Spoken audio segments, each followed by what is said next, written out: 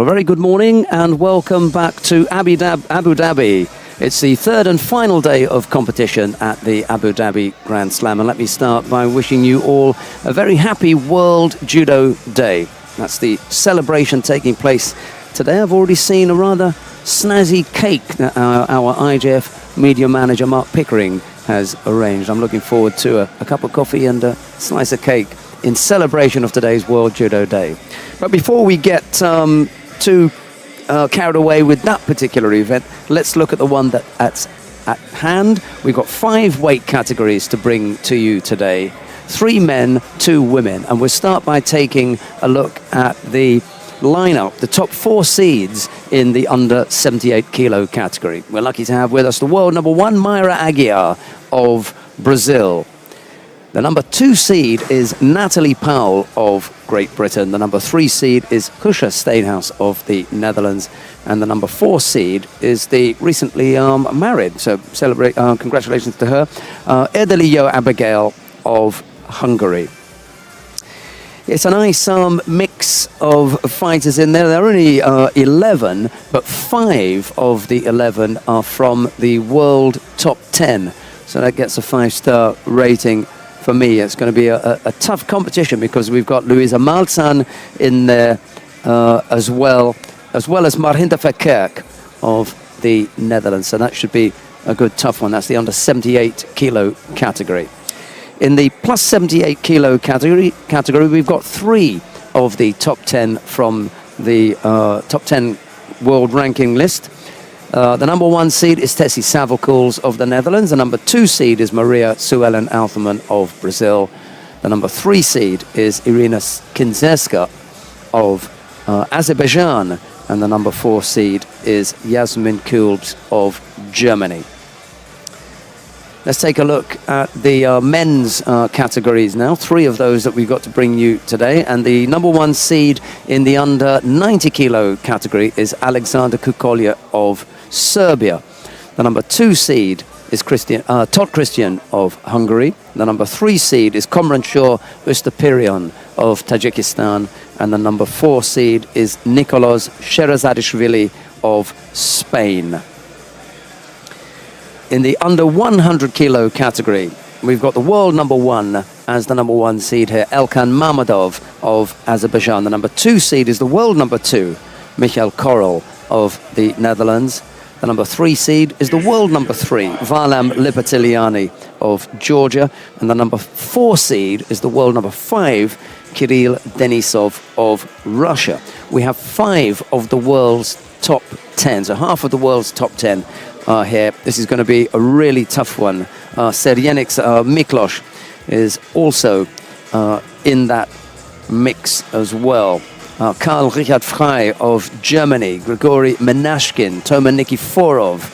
It's a real tough one here today. Okay, let's take a look at the plus 100 kilo category. The number 1 seed is Rafael Silva of Brazil. The number 2 seed is Andrei Volkov of Russia. The number 3 seed is the Israeli Or Sasson, representing the International Judo Federation here. And the number 4 seed is Ushangi Kokauri of Azerbaijan. This weight category possibly not as strong as the others, given the absence of some of the world's top 10. But we still have a useful mix of fighters here, and an interesting one in particular with Cyril Marais of France going up from the under 100 kilo category to compete at plus 100. Let's see how he gets on there. His opening contest, by the way, is against Roy Meyer of the Netherlands. That should be a good one as well. And the opening contest for Rafael Silva, he's the number 1 seed. The opening contest for him will be a tough one against the Russian Anton Krivobokov. Anton Krivobokov has been around for a little while. He was a cadet world champion way back in 2009. So he's left the cadets a long way behind him, but he already demonstrated that he had the kind of skills that was going to make him a difficult competitor quite a long time ago. Now, I mentioned to you about this kind of rating that I like to give the weight categories, and the way that I do it is if it's a Grand Slam, then we should be looking to have as many people from the top 10 in the world as possible. This being a Grand Slam, for example, the under 78 kilo category, we've got 5 of the world's top 10 here. So for me, that gets a 5-star rating. And you can do that yourselves at home just by looking at the draw sheet, picking out the names of the seeded players and seeing where they are on the International Judo Federation world ranking list. So just quickly again, 78 kilos, under 78 kilo category, 5-star for me. Plus 78 kilo category, a 3-star. Under 90 kilos, another 3-star category.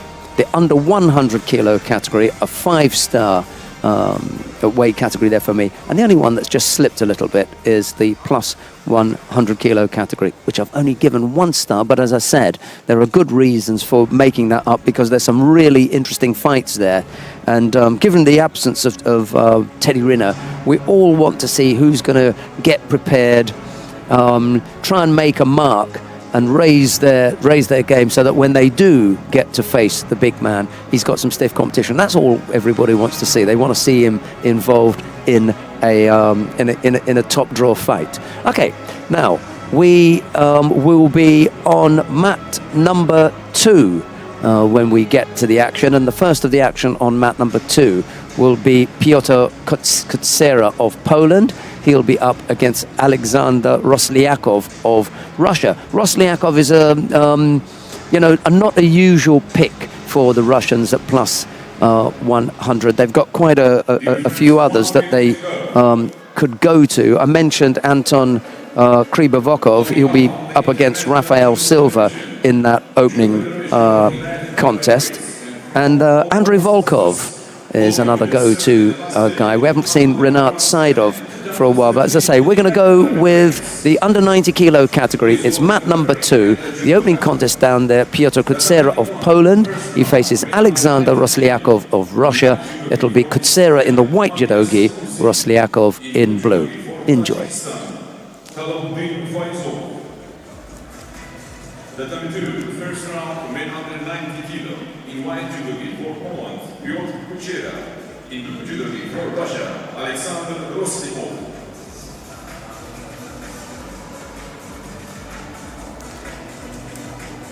Right, we're about to get underway then. I wonder if we'll have the pleasure of the company today of Anna Bernholm, the gold medalist in the under 70 kilo category. We had a chat with her yesterday. She may condescend to come and say hello to us a bit later.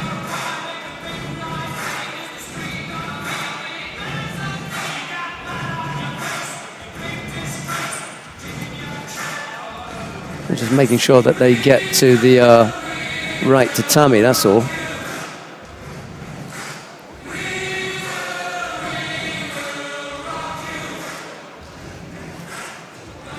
Well, we've got the right pairing, haven't we? I'm going to be interested to see what happens with Rosliakov.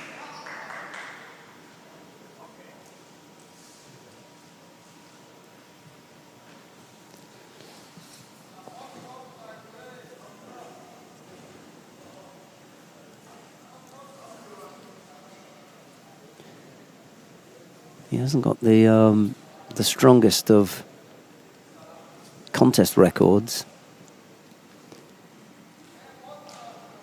A few Continental Cups, 1 appearance at the Grand Slam, but he lost to the Georgian in the first round there, so we didn't really get to have a look at him. But at 90 kilos, there's no reason why the Russians would be sending out someone just for a trip. He must have something about him. I'll be interested to see what that something is. Anyway, he's on the mat now, and he's got quite a tricky competitor in front of him. Piotr Kutsera of Poland.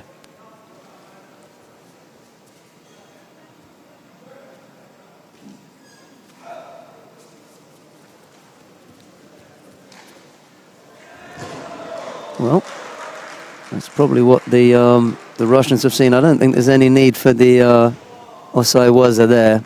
It was an absolute thumping.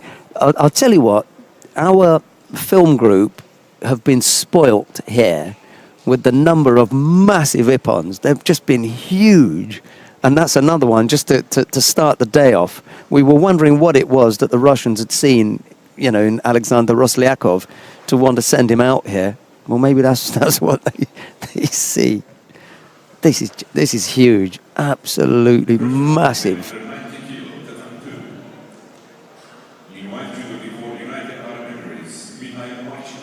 You just hate being on the highlights reel and you're on the receiving end of something like this. He hooks in for the Uchimata there. Has a little stab at the Ojigar. He's getting turned around here. But and there's an interesting point. There is a point here at which Roslyakov has both feet off the ground, right? Does that mean that he's lost control then? Yesterday we had this debate, you know, laughable. Guy's thrown in, you know, massively. So I think that puts that particular point out of the window. The Russian team are just turning up behind me. I hope they manage to catch Roslyakov's massive ippon there. Elena Prokopenko and Anastasia Konkina, Dario Mezhetskaya, they're all up there cheering their teammates on. And the Anna Bernholm as well, she's up there. We maybe bring her down to say hello. Right, on mat number 2, we've got Mihail Marchitan of the United Arab Emirates. He's up against Nicolas Mungai of Italy. It's Marchitan in the white judogi, Mungai in blue. We've already had the first minute. There's no score as yet.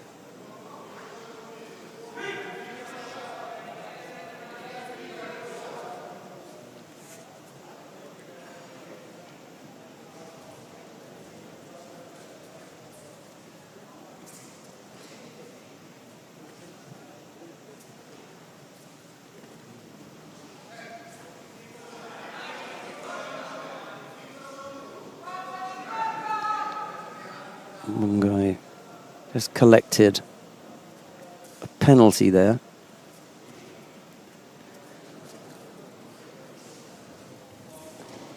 Early days for the Italian.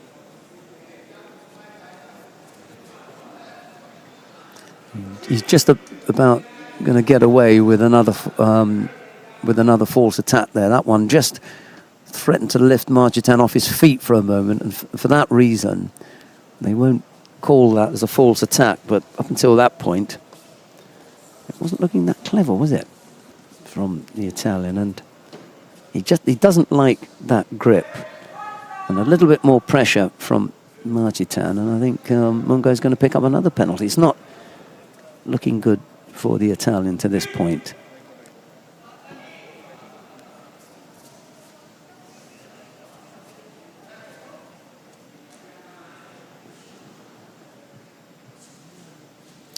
Yeah, Vladimir Tsubidze just wants them to be on the right side when he issues the penalty, so there's no confusion about who it should go against. And the second penalty picked up by Mungai.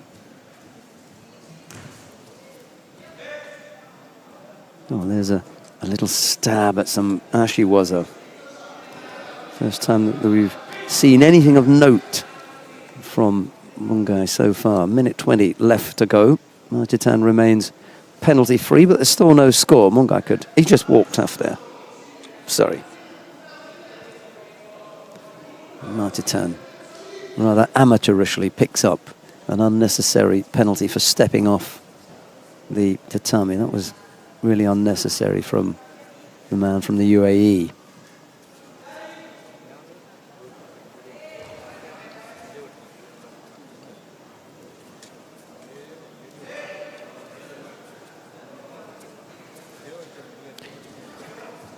It's a bit of a struggle for Mungai at the moment. Marchitan doesn't look as though he's about to throw Mungai. There's no real threat from Marchitan. Nevertheless, Mungai hasn't been able to come up with really telling attacks, and that was another poor one, I'm afraid. That one was on the limit, in my opinion. Got to come up with something a little bit better than that, a little bit more threatening.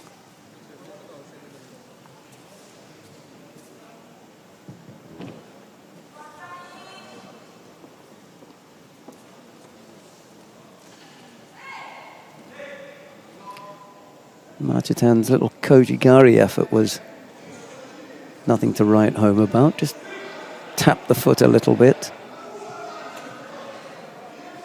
And then the response with the Sutemi waza was almost as lame. Neither of these two look as though they could threaten anyone.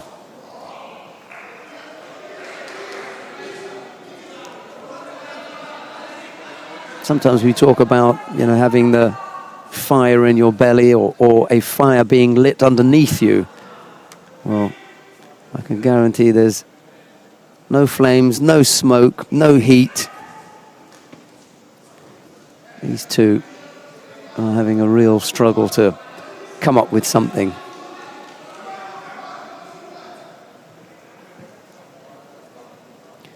We're into the golden score period. 2 penalties have been picked up by Mungai. My money would be on a third.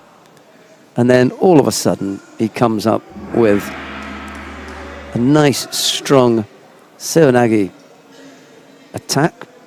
And then switches the direction with the Kojigaki. But Marchitan feels that coming, turns onto his front, and as he lands, he's actually landing flat on his front, so there's no score. Well, it's up to Marchitan now to come up with an attack, although he's only picked up 1 penalty, so even if he were to pick up a second, he wouldn't be out of it. Oh, lovely Ashiwaza. Just manages to bring him down onto his side. He then rolls onto his front, but there's enough there for Marchitan to claim the score, which is given Wazari, and the efforts of Mungai are in vain, I'm afraid, as he loses out in round 1 of the under 90 kilo category. Marchitan it is, who we'll see in round 2.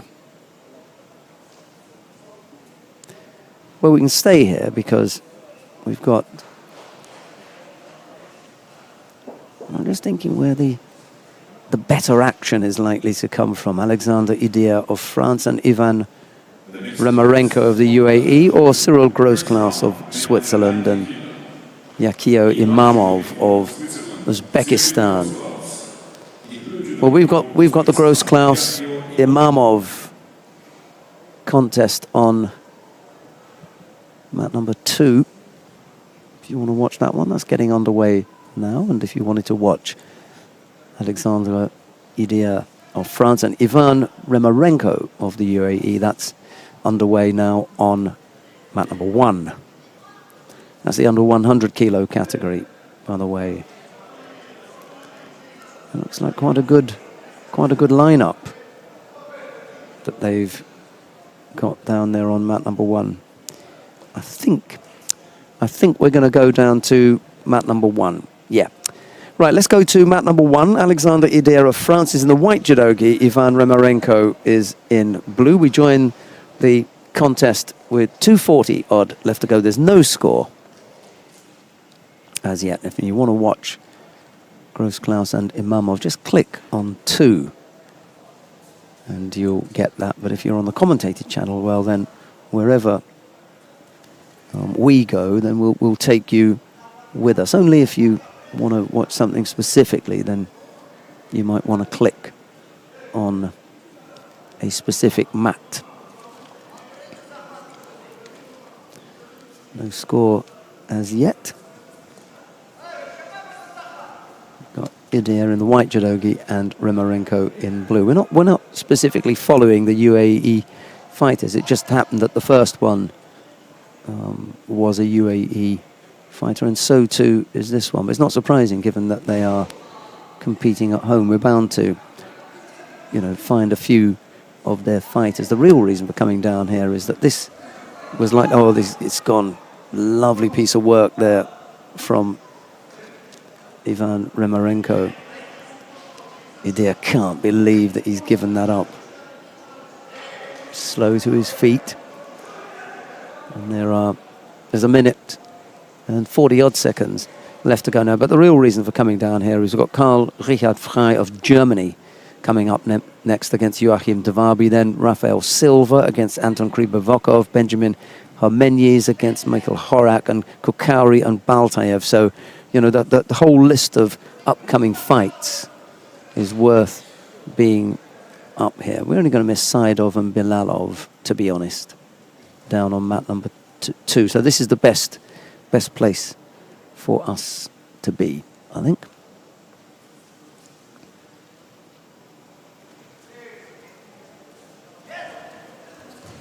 Ooh, almost a Sukesh. He's got him again. Rimarenko is on fire this morning. There was a slight giggle this morning about the Italian who needed, you know, to have a fire lit underneath him. Rimarenko doesn't need any of that. He's on fire right away.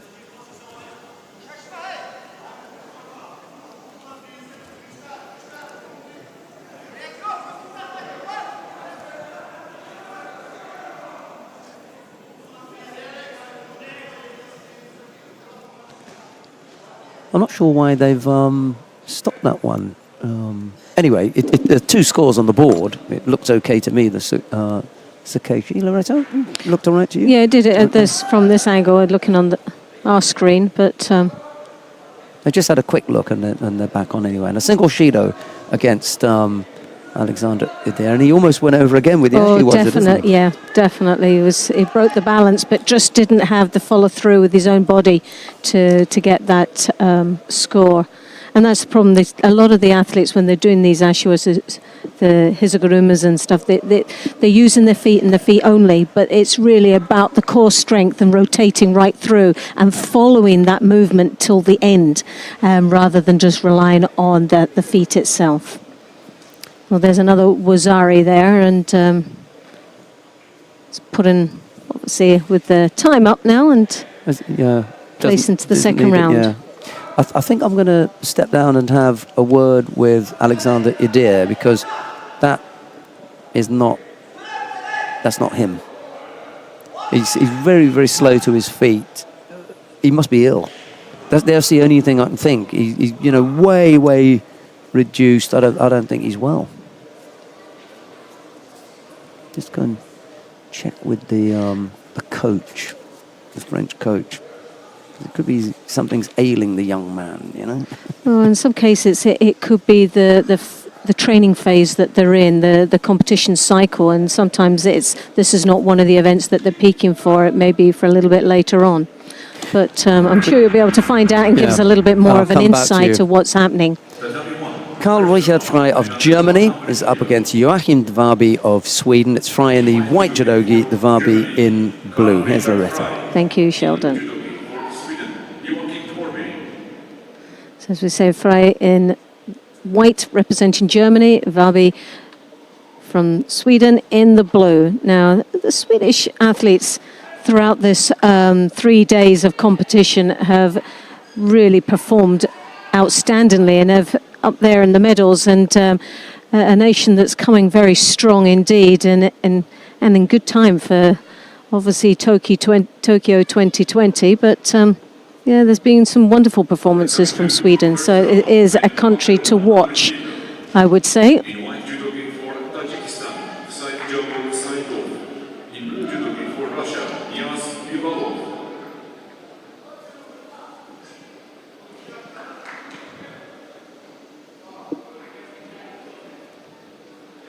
Well, as we know, Frey representing Germany, junior European champion last year, took a silver medal, and in Rome European Cup this year, silver.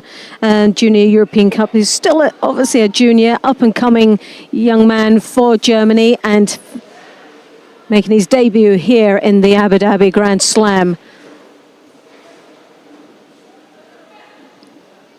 Representing Sweden. Dhabi with Abu Dhabi last year, picked up the bronze medal. So bronze medalist is no shy of being on that podium, and will be looking to better himself just that little bit closer to the final and hopefully win it this year. But again, some outstanding performances that this young man's had. Few Grand Prix medals and places throughout the year. And obviously in previous years where he's picked up a Grand Slam in Tokyo, where it was Baku back in 2015, a bronze medal. So somebody that's always very close to the medals or on that podium. So for this young man from Germany, a little bit more experience against him from Dhabi of Germany.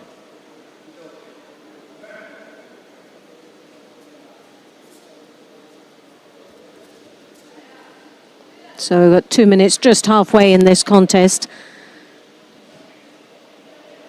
There's a bit of a battle going on to try and get that upper over the top grip. Both opting to link those hands. And as you've got Dhabi with 2 Shidos already, and a little bit suspect there as they ask them to fix their gis. And there we have the third and final Shido with a minute and, well, just over the halfway mark. So for this young man from Sweden, he'll be desperately disappointed in himself there to be able to accumulate 3 Shidos and to disqualify himself out in the first round of the under 100 kilos.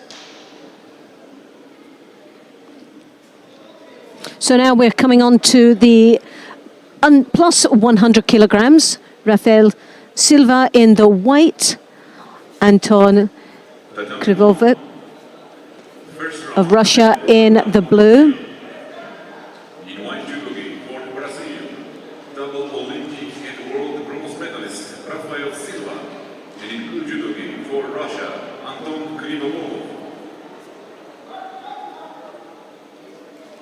Well, Krivov there in the blue gi representing Russia, Silva in white representing Brazil. And the Russian comes off to a flying start as he throws that arm over there. Quite an aggressive start to this first round.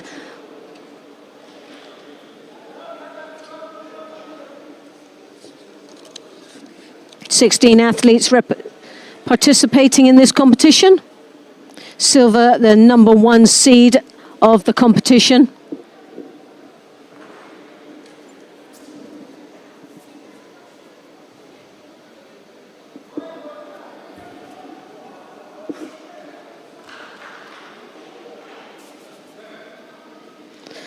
Silva, as we know, world bronze medalist this year, and also silver in the World Championships in Rio de Janeiro back in 2013.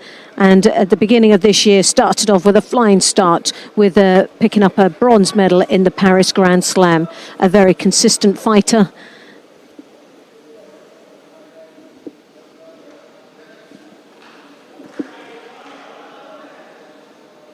Krivov, representing Russia, picked up a silver medal in the Grand Slam in Baku back in 2014.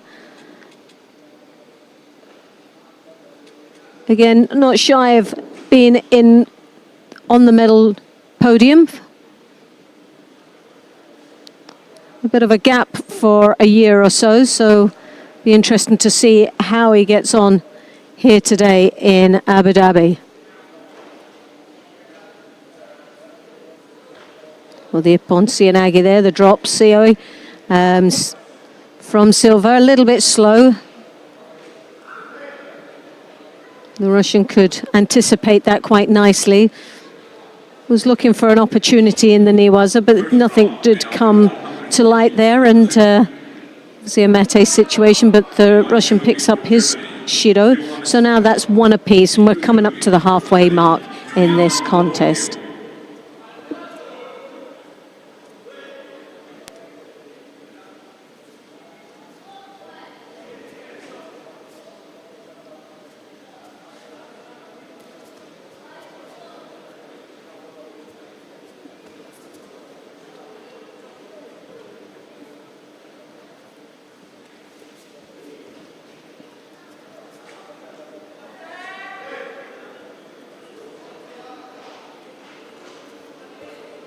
Well, the second one now goes to silver. Well, it's been a really disappointing start for this man. And as you see there, the Osota to the Makakomi, and silver just fell in.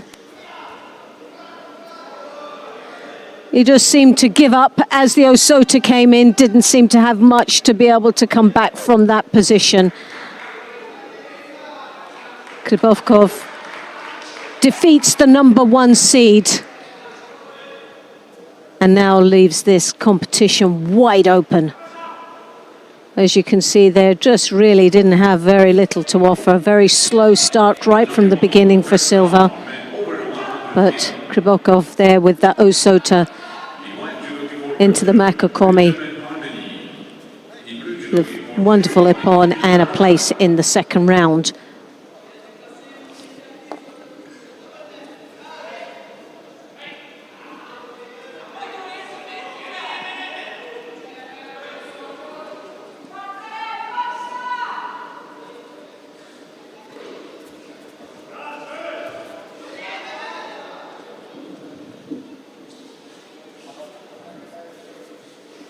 Well, now we have the second match on the Pool A. Jimenez of Belgium in the white. Horak of the Czech Republic in the blue. The winner of this will meet the Russian Krybovkov of Russia. And that will be in the quarter-finals.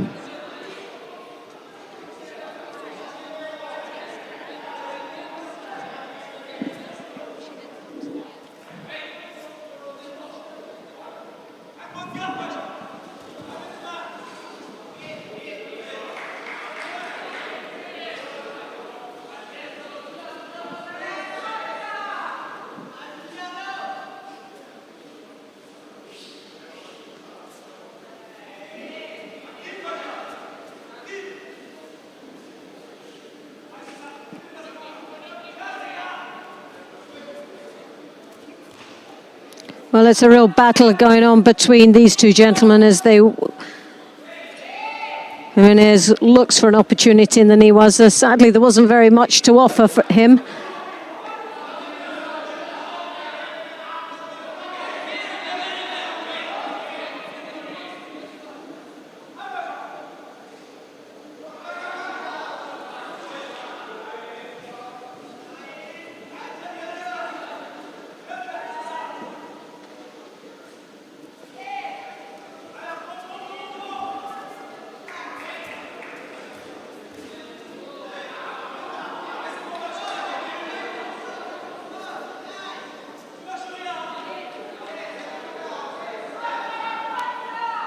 Well, Judo been awarded there to Horak of the Czech Republic.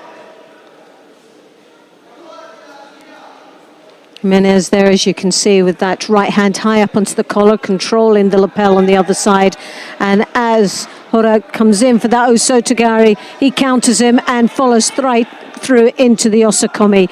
He's already picked up the Wazari, which puts him in really good position with just 1 minute and 49 seconds remaining. As the clock ticks away quite nicely, it's looking more and more like that he'll go into that quarterfinal. And there you have it. Belgium takes the place in the quarterfinal of the men's plus 100.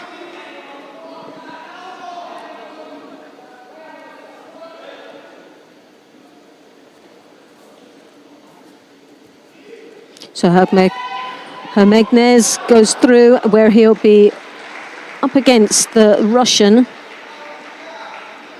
Krybovkov in a little bit later on in the day.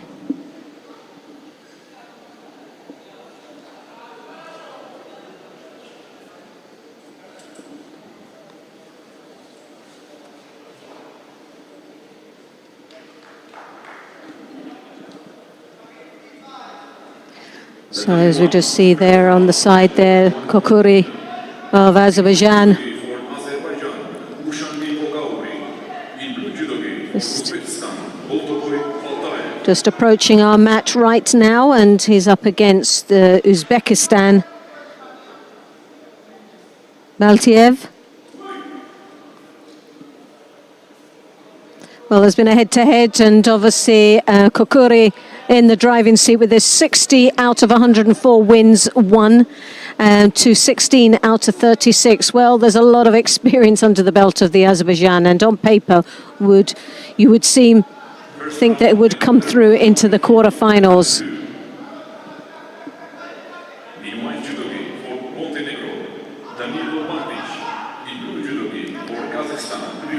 Number 3 seed.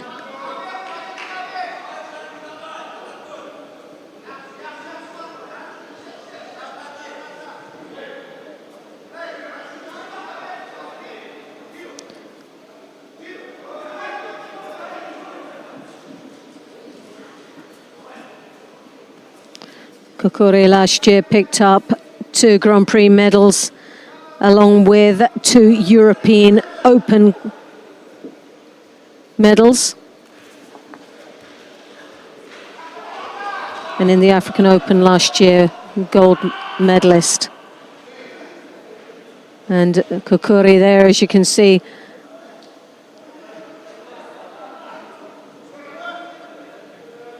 well, Baltiev doesn't look comfortable there, and obviously seeking medical attention, but the win goes to Kokuri with the ippon and a place in the quarterfinal.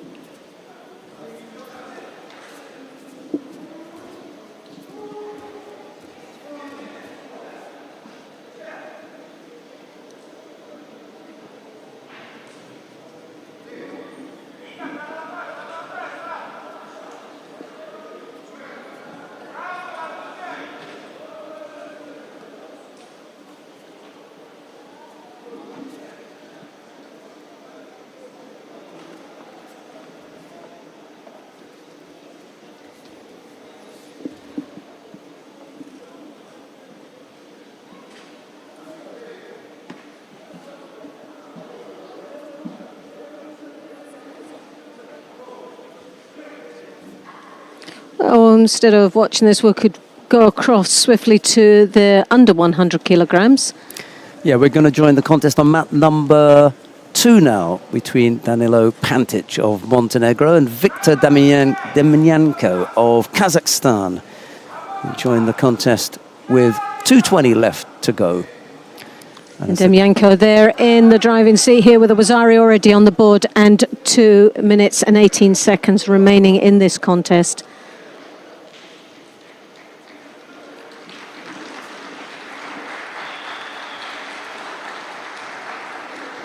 And for those that have been, and a beautiful Sianagi there, scoring a Wazari, almost ippon, but First round, men over 100 kilo.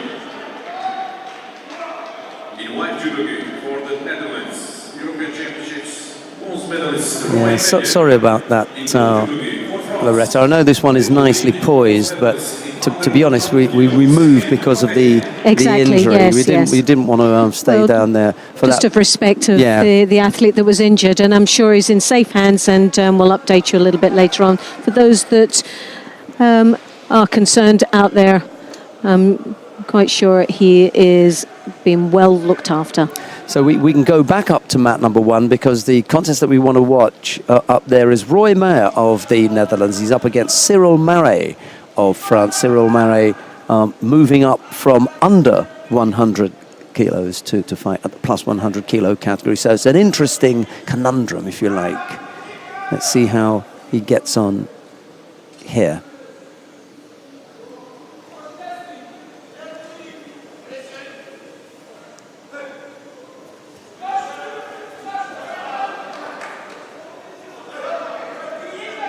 I did have a chance to speak to Cyril Marais' teammate, by the way, Alexander Idir. He's up in the Athletes Tribune now, and he said, no, I'm not ailing, I'm not ill, I just didn't feel, I couldn't move properly. In fact, he's felt like that for a while now. It just hasn't been firing for him, but he'd be back in the dojo working on things. You talk to his coach, Christoph Massina, and see what they can do about going back to the drawing board, because whatever it is they're doing is not working at the moment. Yes.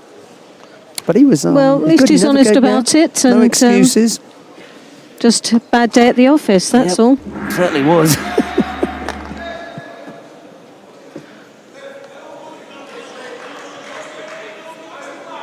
Well, Roy Mayer, European Championships this year, took a bronze medal, along with, last year in the Grand Slam Baku, silver, and the previous year. Very strong athlete from the Netherlands. Marais, representing France this year, a silver medal in the Grand Slam in Paris. And previous years has always favoured the Grand Slam Paris, where he's picked up 2 gold medals in the under 100s. Well, it's a debut here for him in the plus. Not quite sure if it's going to be a permanent stay, is it, for Cyril Marais? Depends what happens with Roy Mayer. It all hangs on this one, does it? Well, if he takes a bit of a smack in here, you know, he doesn't go any further in the competition. If he gets past Mayer, given Mayer's, you know, standing in the IGF World Ranking list, he may feel motivated to hang around for a little bit longer. I think it really does depend on, you know, well, it's results, quite a surprising move when you think who the French have got in the plus 100s with Teddy Riner, who's obviously a fixed position in that plus 100 kilos and making his bid for Tokyo 2020. So a little bit of surprise if he does stay up, especially when it comes for a bid for the Olympic Games. Well, it could be that Marais, having already won a bronze medal at the Olympic Games and coming towards the back end of his career, is coming under threat in the under 100 kilo category and thinks, well, I'm not going to get picked for the Olympic Games. There are too many who are making it difficult for me in the 100 kilo category anyway, so I'm not going to the Games. Where would it be easy for me? I'm 110 kilos normally. Do I want to cut 10 kilos every other month to come down to 100? Or shall I fill in for Teddy, who fights once a year? Yes, that's true. He'll most probably get a lot more exposure at the plus 100s. What did he weigh in at then? I'm just looking at that now, 115 kilos. So he's a big lad, definitely a big lad.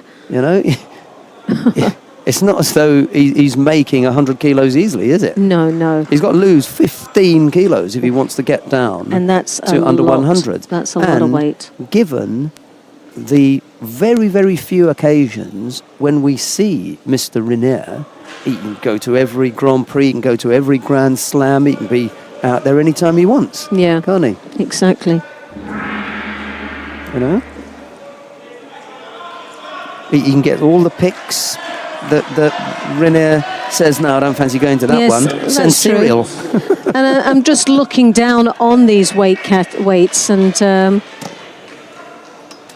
well, we've got the heaviest in the plus 100s sits there at 165 kilos. Yeah. That's a big difference, though, when you're 115. Well, Sasson already demonstrated that he can mix it with the best of him. If you have a look at his weight, I'm not sure. He's 125 kilos, so right. Well, it's, again, 10 kilos that little bit heavier. But he moved up from 100.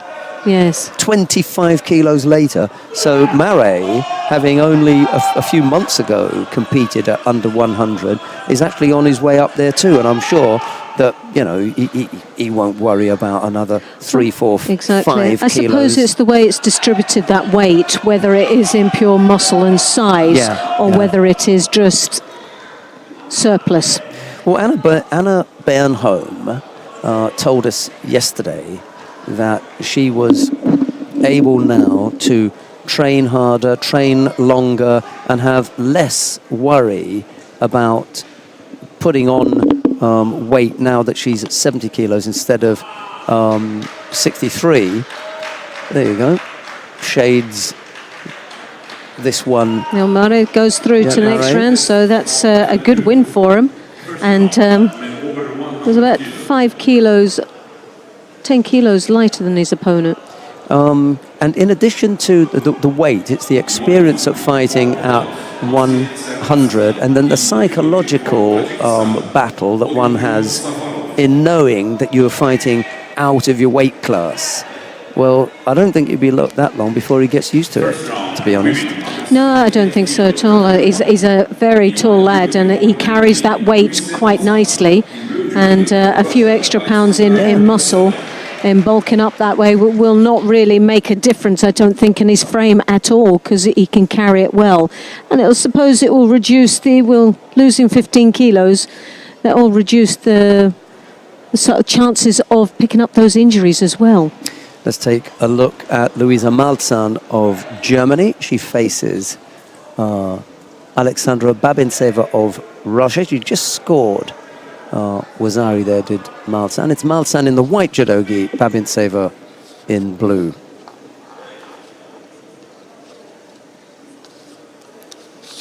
You can see Malzahn there with that right hand round the back, controlling quite nicely. She's also got the sleeve.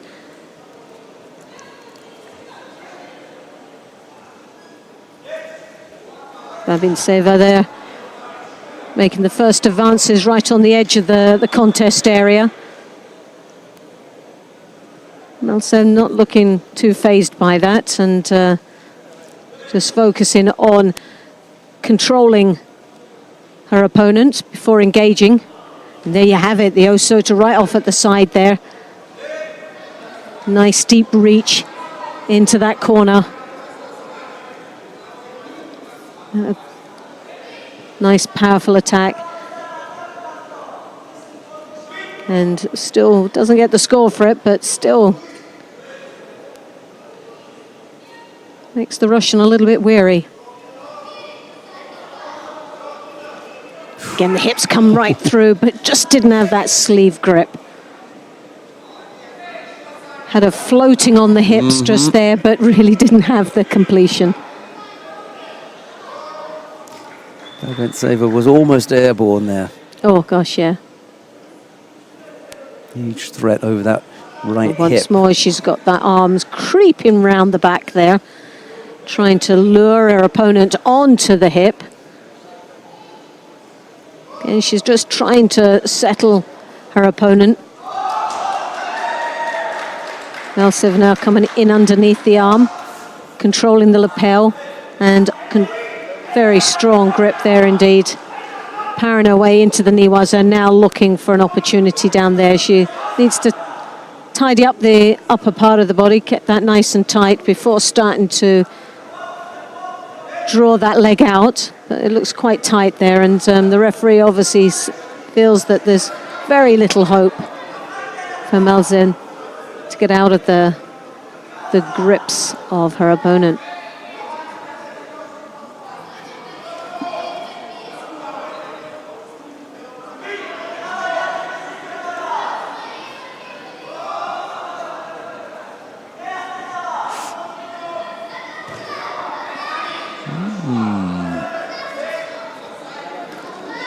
Interesting one there.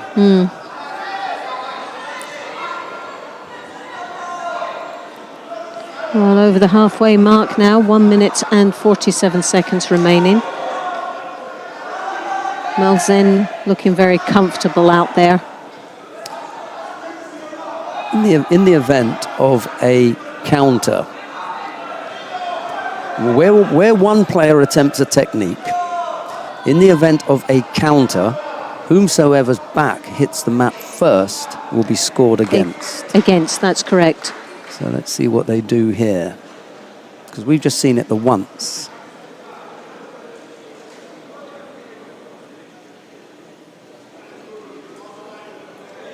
Well, they're looking back on it, and the fact that it's taking that little bit longer makes you feel that it isn't just sort of straightforward, it isn't that clear.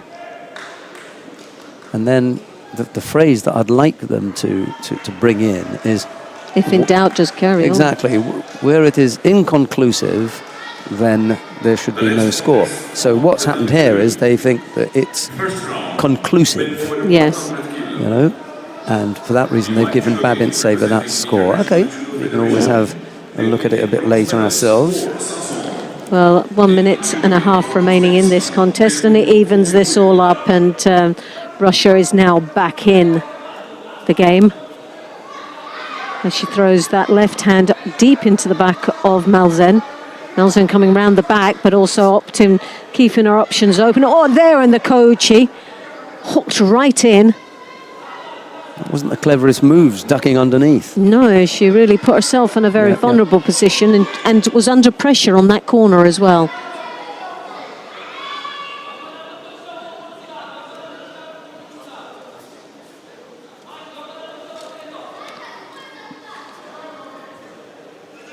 Oh, so right off to the side there is Awazari.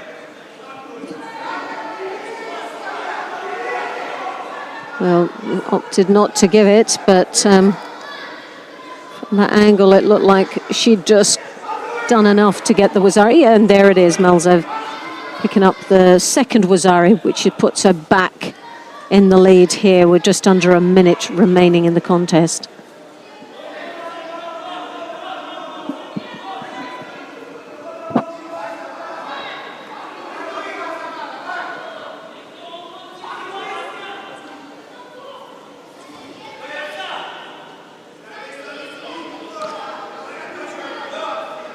Well, Malzen picking up the first Judo.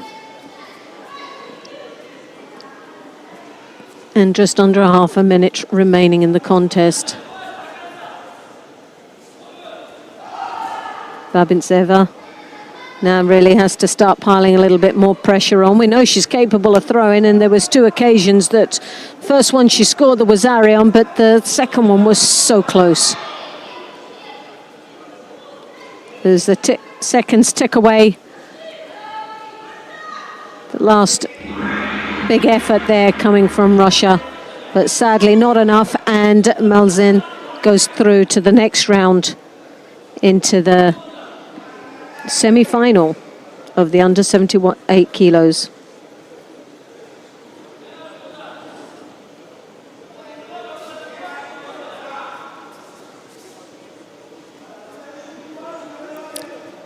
We've got the quarterfinal in the plus 78 kilo category. Coming up next, we'll stay here then to see Tessie Savelkools of the Netherlands to face Maria Shekerova of Russia. It'll be Savelkools in the white judogi, Shekerova in blue.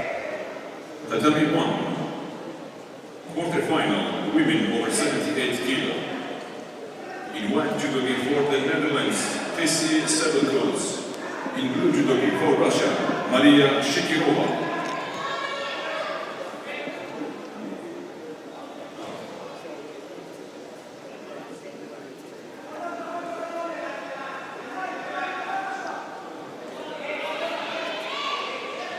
Here we have it, Savelkools representing the Netherlands in the white.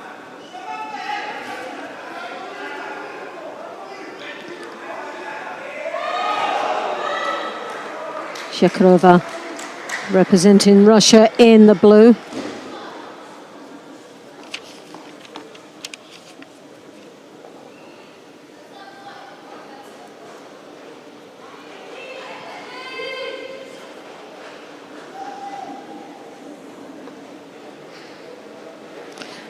Russian, one of the second heaviest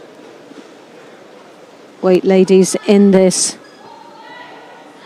competition.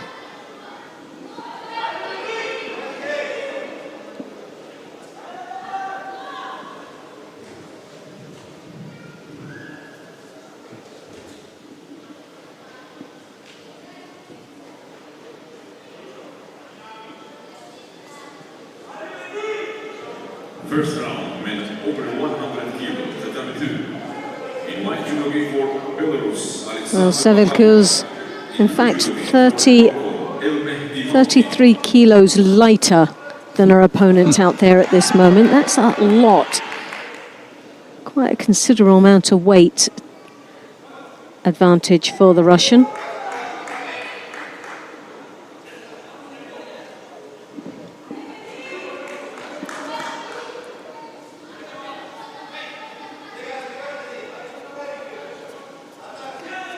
Two and a half minutes remaining in this contest. It's been a little battle of grips here. Neither one of them taking the opportunity to dominate this contest. Savalkuls obviously has the height advantage.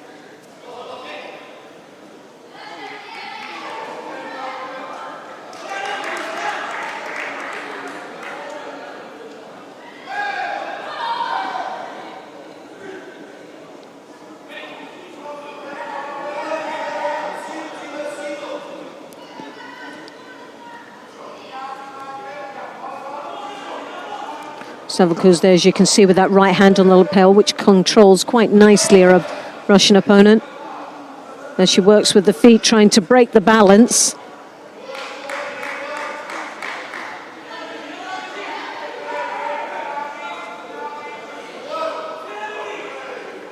Shekarova looking a little bit passive out there and needs to start putting in one or two more attacks than what she already has, starting to look very tired.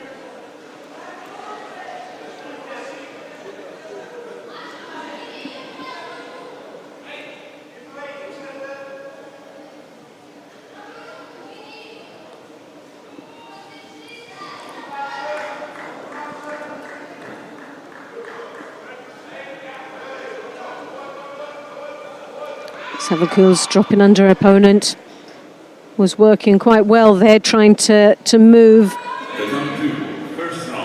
her opponent to break the balance and then drop underneath.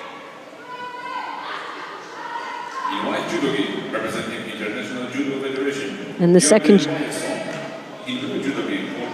well, that was the third and final Shido goes to Russia, so disqualification. And Savalkuls goes through to the next round.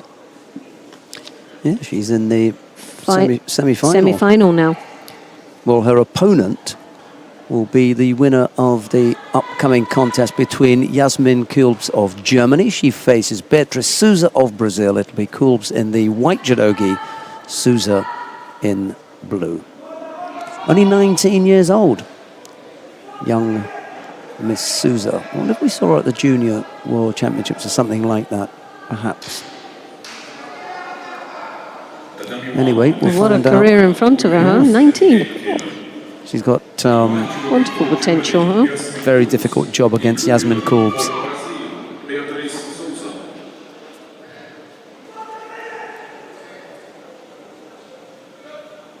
See what Souza's got to offer up. Goodness me, she's got some height, hasn't she, for a 19-year-old?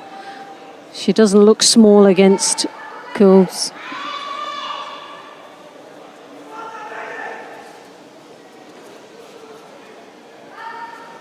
But in fact, Souza has given away 27 kilos, 27 and a half kilos, and Kulbs there just totally dismissing her opponent, so she puts that leg across. The power and weight that's following through that attack takes her right into the Osakomi. She's got 2 Wazaris and a place in the semi-final. Well, that was very quickly done, and we're messing around there.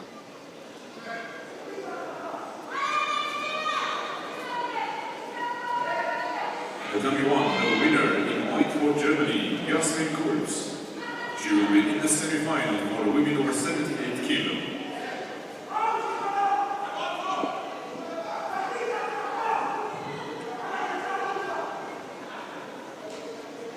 Tatami 1, second round, men under 90 kilo. In white judo for Serbia. So now we're coming to the 90 kilos, under 90 kilo men's division. We got the number 1 seed taking to the tatami. Alexander Kukolja of Serbia faces Matthias Kusik of Estonia. It's Kukolja in the white judogi, Kusik in blue. And not only is Kukolja the #1 seed, he's the world #1. So, top draw contest facing Matthias Kusik.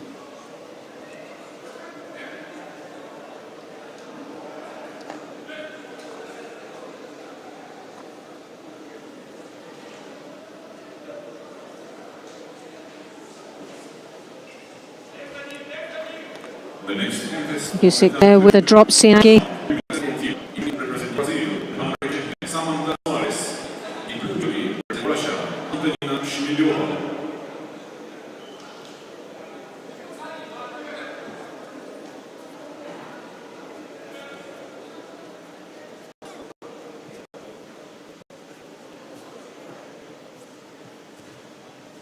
Well, the Serbian is a very good indeed.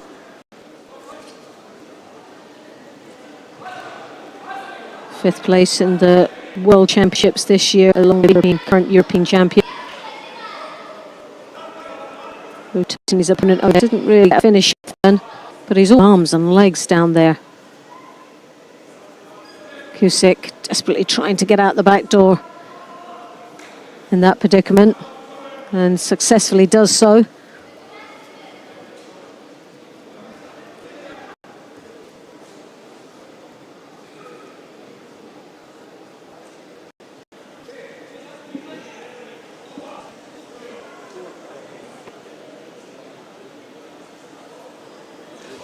Oh, comes in for the Uchimata, totally misses the leg.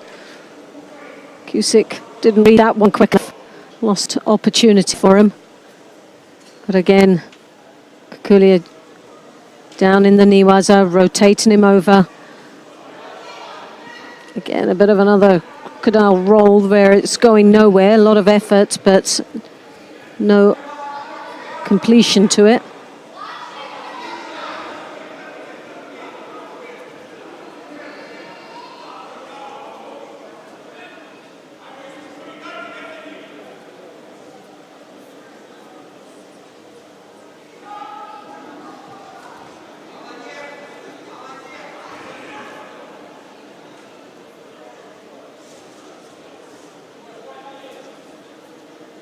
The Serbian there, as you can see, the left hand on that lapel, controlling quite nicely.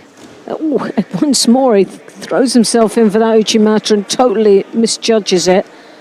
He wants to end it, doesn't he? He really wants to. He's given 100% going right through, but the timing of it's not good. He's rushing. It's very dangerous, because if he was on with somebody a little bit more experienced and a bit more challenging towards him, well, that would have been over and done with.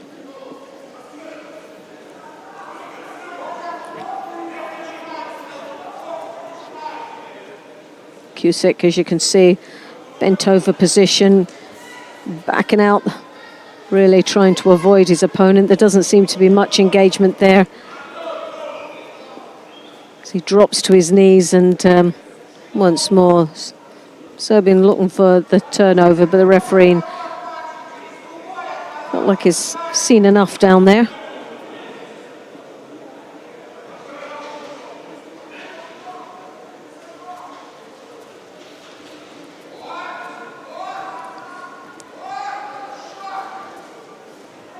Not one of the easiest things for the Estonian to get past the reaches of the Serbian. He's all arms and legs, and he's a real danger to Kusik.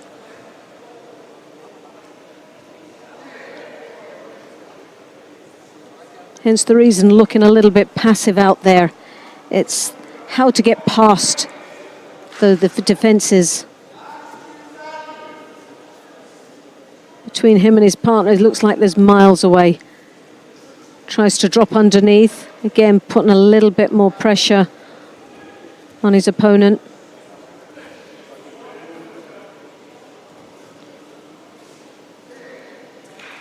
Kukolja just hanging on to that Wazari that was gained earlier on, and takes him through to the next round.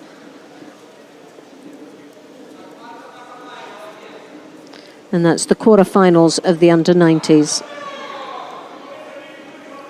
We've got another under 90 kilo category round 2 contest coming up next, and it features Zachary Burt of Canada. He's up against Victor Ahiavo of Ghana. It's Burt in the white judogi, Ahiavo in blue. And I was going to see whether Zach was related to Emily, but I never bothered. Do you remember she competed yesterday in the under 63 kilo category? Did. We spoke about it as well, didn't we? Well, Avio. She was the one with the useful neowaza. Yes, sorry, definitely. Go on. Avio African Open back in 2013 picked up the silver medal. Favours the Uchimata Tsukashi.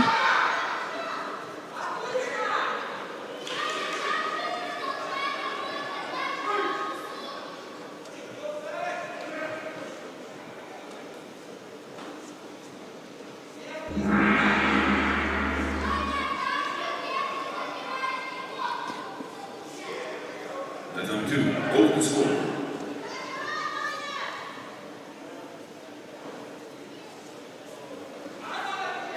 Well, I've had the pleasure of training with some of the Ghanaian judo athletes, working with them while over in Accra. And what a lovely bunch of guys, and they work so hard. But the majority of the top players that are on the world circuit tend to train out of Bath or somewhere in London. But they're taking full advantage of the situation now. The counter there, picking up the Wazari. Just like his sister. And he was a specialist. I'm not saying he's a neowaza specialist, to be honest. He just happens to have caught Victor down there on the ground, but it's a coincidence. Yes.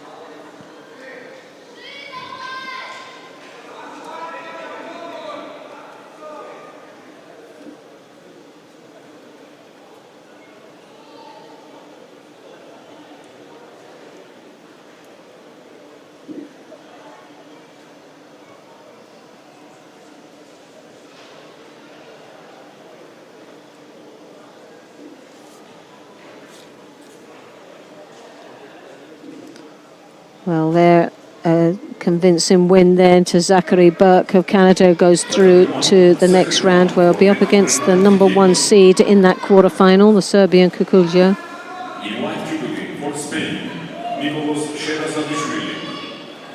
Right, coming up next, Nicolas Sherazadishvili of Spain is up against...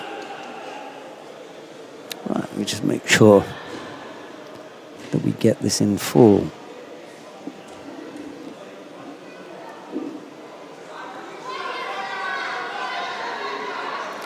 Right, we're watching round 2 of the under 90 kilos. We've just seen Zachary Burt win his contest, and he'll be up against Alexander Kukolja of Serbia, beg your pardon, in the next round. The Spanish fighter now, that's who I'm looking at, is Nicolas Sherazadishvili. He's on the mat against Dario Kurbjevait-Garcia of Germany. And it's Sherazadishvili in the white judogi, Kurbjevait-Garcia in blue. I think what just threw me there is like a Georgian name with the Spanish flag at the side of it. Yeah, and the Spanish-sounding German name. Exactly. Garcia. Garcia. It's a tumble, isn't it? There we go.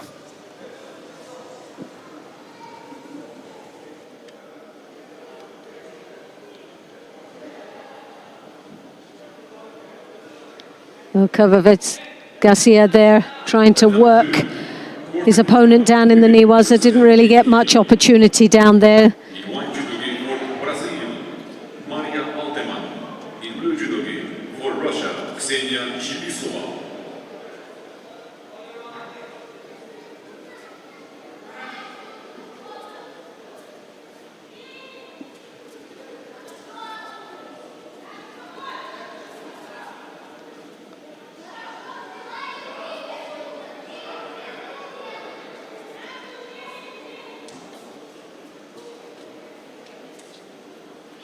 Shiradishvili there trying to come over the top, and he does there successfully. That right hand going deep onto the belt, trying to get the hips through the leg in, and Uchimata, and over he goes for Ippon. Well, that was a lovely finish, and you could see that just unfolding right in front of our eyes. And a well-deserved win takes him into the quarterfinals of the under-90s.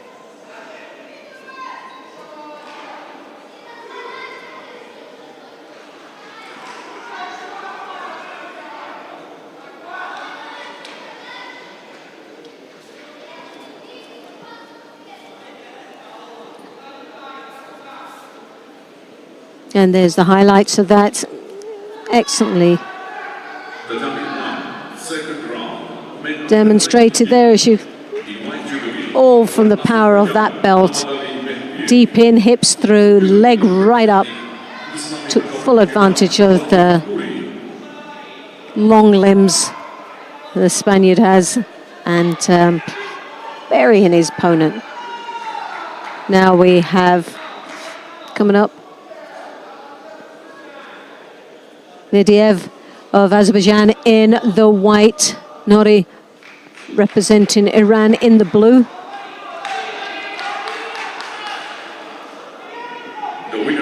The winner of this will meet Shiradishvili of Spain for a place in the semi-final.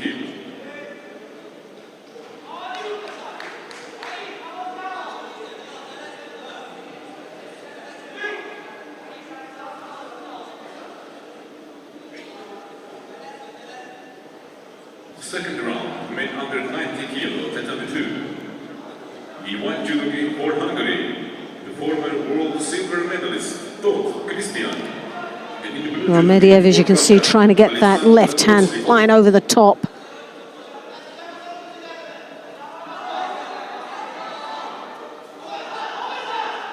The Iranian draws the hands back down where he can see them, controlling his opponent nicely.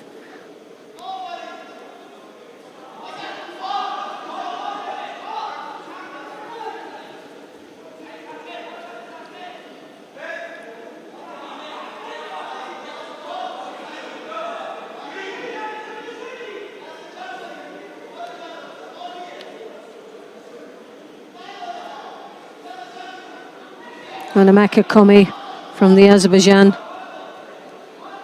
didn't get the full rotation, find himself on his face at the moment.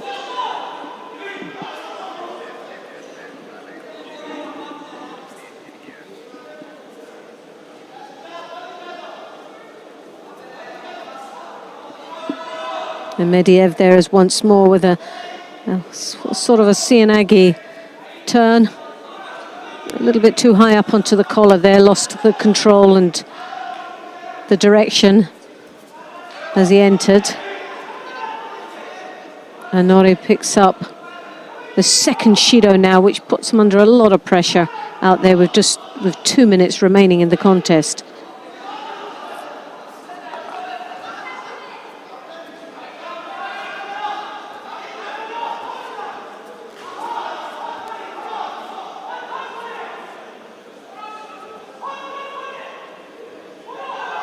Once more on a Makakomi attempt, but this time Nori.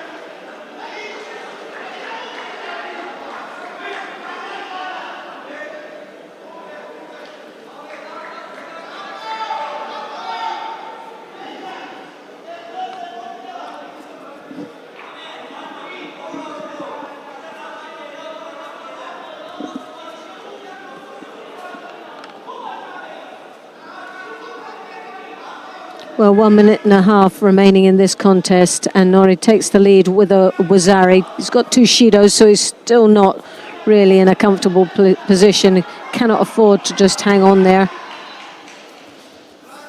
As we know, one more, but there's the second Wazari, but it goes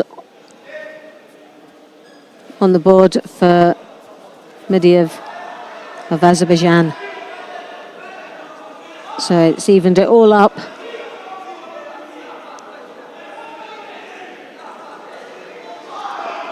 Oh, well, there was an attempt there, Sasai, but countered Medvedev and scoring upon taking him through to the quarterfinal.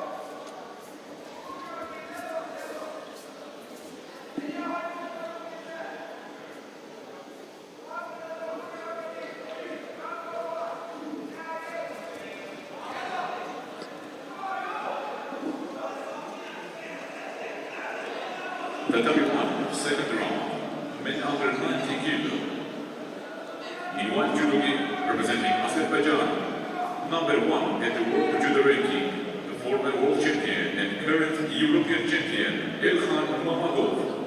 And in blue, for United Arab Emirates, former world. Well, this will be a very interesting match here.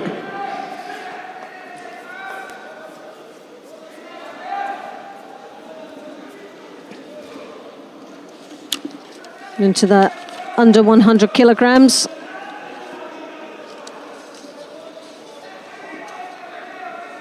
The number 1 seed. And we're into the second round.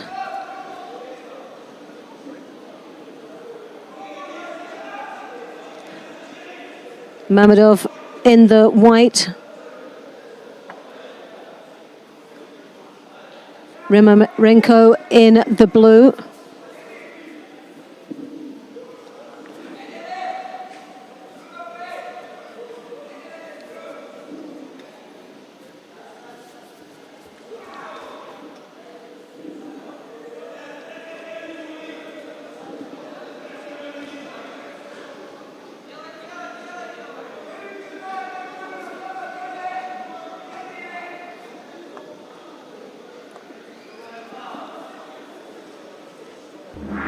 Mammadov there, as you can see, with the high collar grip, that right hand on the lapel, controlling quite nicely.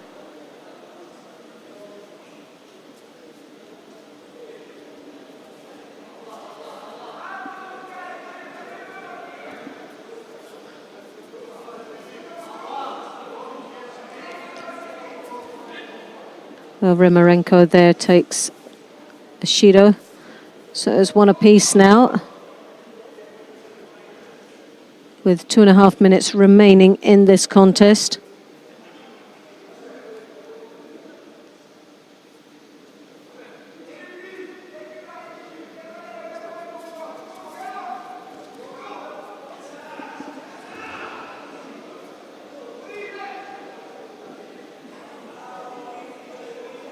Mammadov, 5th place in the World Championships this year.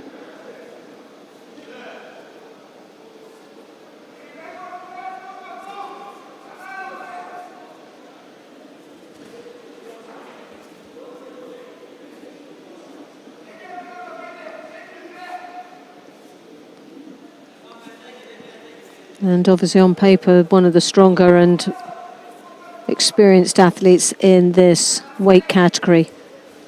You see he's got that right hand on the lapel as he draws his opponent across the chest.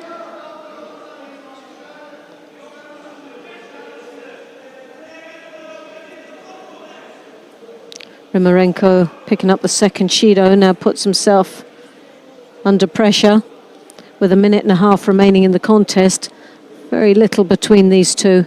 Neither one wants to make that extra effort.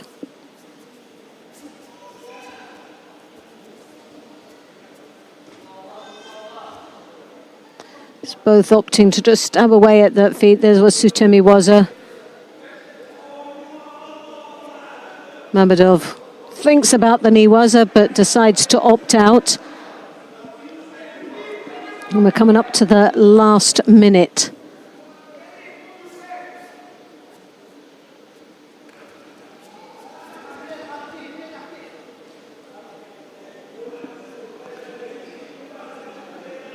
Rimarenko, a bronze medalist in the World Championships back in 2014.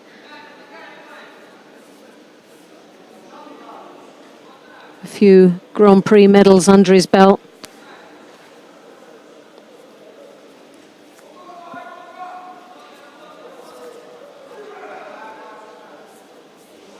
Also to Gary, and he just lost the upper body control. He was in so deep there, Mammadov. just lost it at that crucial point. And he'll be really disappointed. That was an opportunity missed there, and half a minute remaining in the contest, and it could be that we'll go through to the golden score in this match.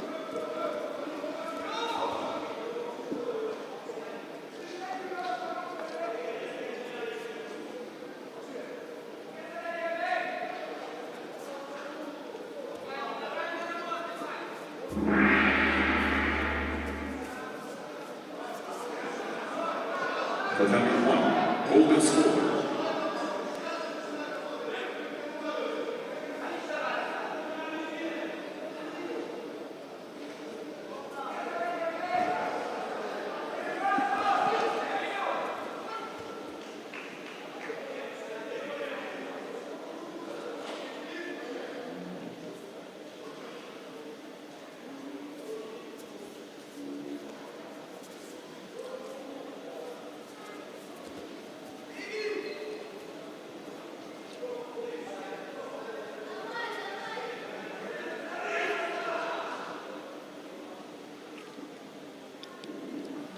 Well, Mammadov now picks up that Wazari and the win in 11 seconds in the golden score.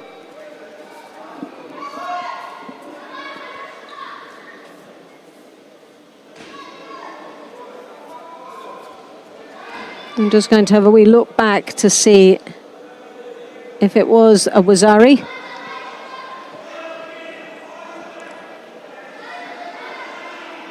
Well, it wasn't. They've taken it off and they're back to the square one again.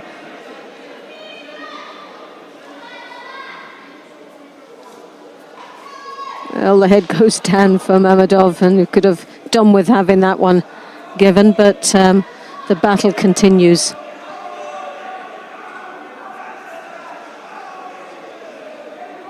Rimarenko now has the second chance to come back here.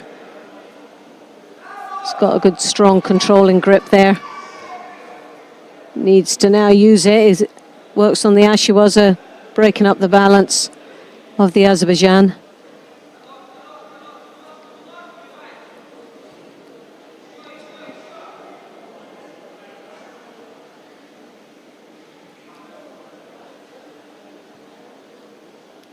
Well, somewhere along the line, you're just hoping someone's going to be gutsy enough to just go for it, but neither one of these athletes wants to make that first move of opting to just grip up and play with the feet. Well, don't know what that was, but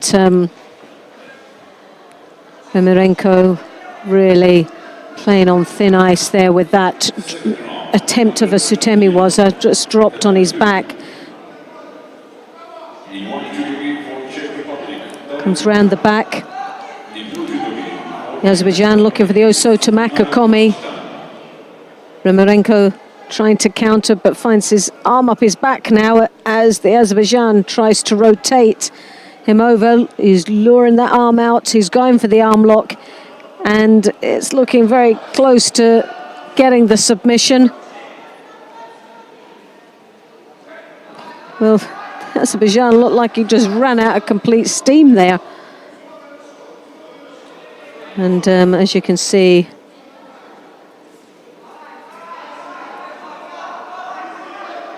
Rimarenko holding the elbow there, looking as if that was a little bit too much pressure on that elbow. A little bit of an ouch moment for him, but he's back up on his feet, and it doesn't seem to have affected him too much as he grips up with that very arm.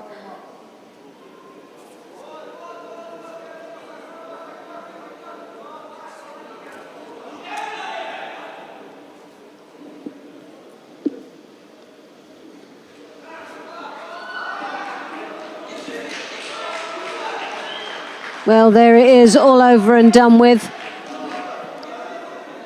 They've got it on, but he's not letting it go until he's got the Osakomi, and he's kept the Osakomi. He's waiting to make sure that the care system doesn't change it, I suppose, but it wouldn't matter anymore. Even if it was downgraded to a Wazari, he still wins in the golden score. So Rimarenko goes through for the United Arab Emirates into the next round of the under 100 kilos.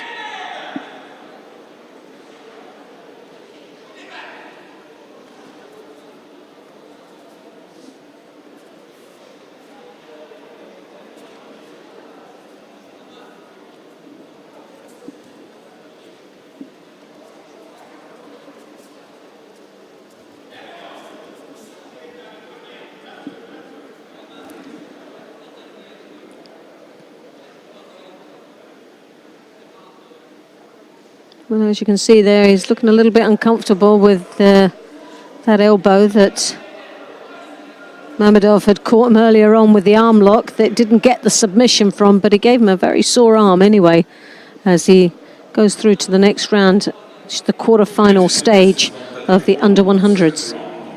Under 100 kilo. In white judo for Belgium, Nikiforov. Coming on to the mat now, Toma Nikiforov of Belgium. He faces Davronbek Satorov of Uzbekistan. Nikiforov in the white judogi, Satorov in blue.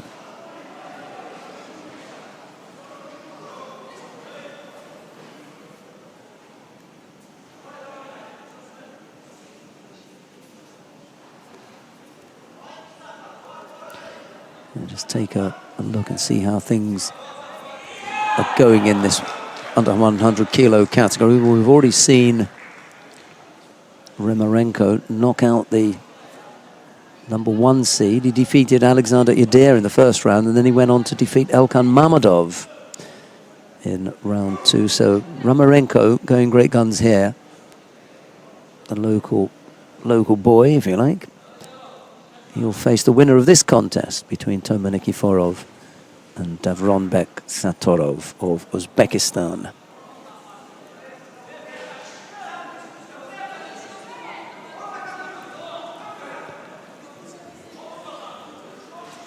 Second round, men under 90 kilo, tatami 2. In white judo for Tajikistan, double Asian champion, Komrushov Uskovilio.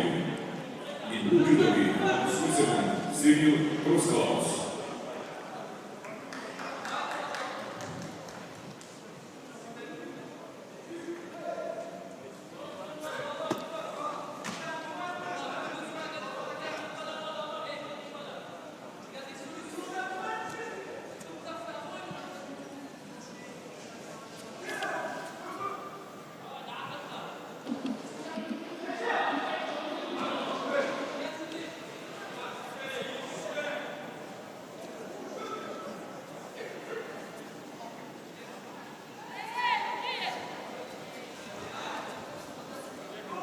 Yeah, there was enough there for Nikiforov to come up with a score.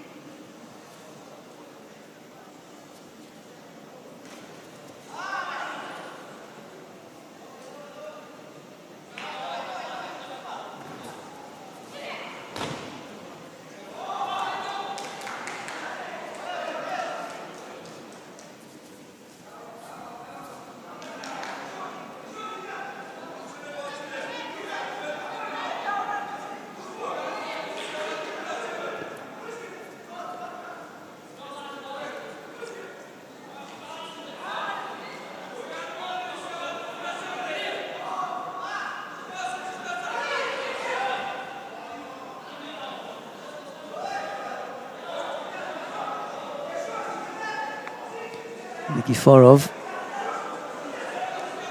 giving Satorov a bit of a working over here.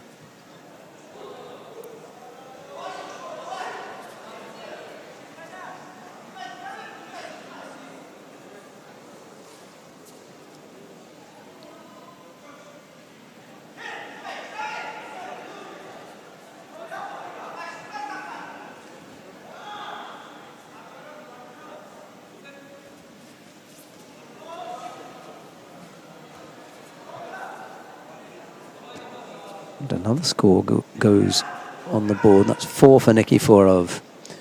And we've still got a minute left to go.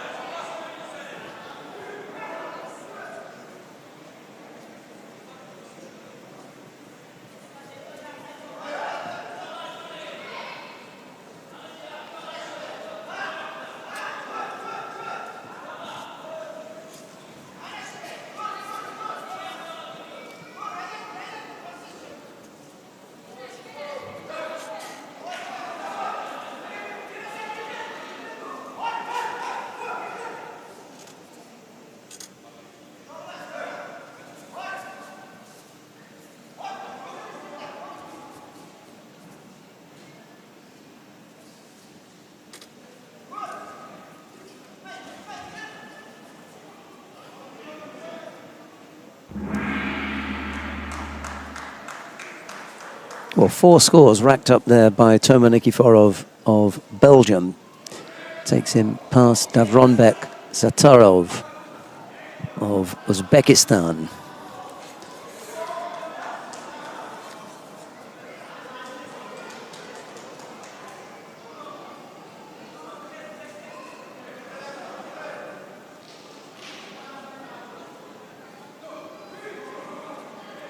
This is Pool A of the under 100 kilo category, and it'll be Nikiforov to face Remarenko in the first of the quarterfinals. Coming up next, Kirill Denisov of Russia faces Grigory Menashkin of Estonia.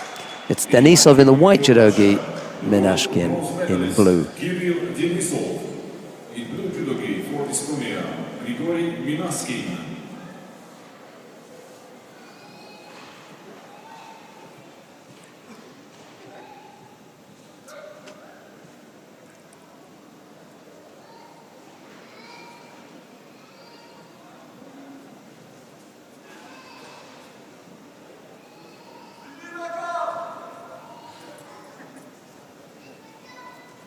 Second round, men under 90 kilo, attempt 2. In white judogi for Georgia, Beka Viliashvili. In blue judogi for Brazil, Eduardo Betomi.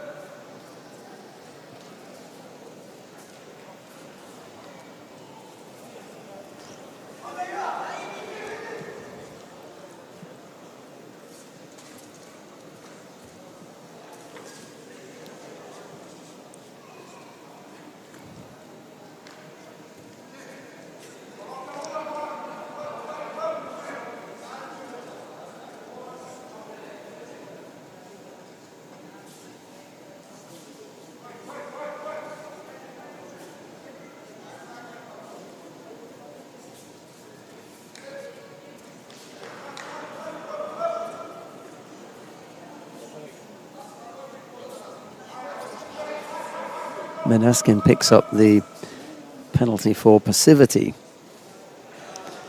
Leveling things up. They're both a little bit tentative at the moment, Menashkin and Denisov.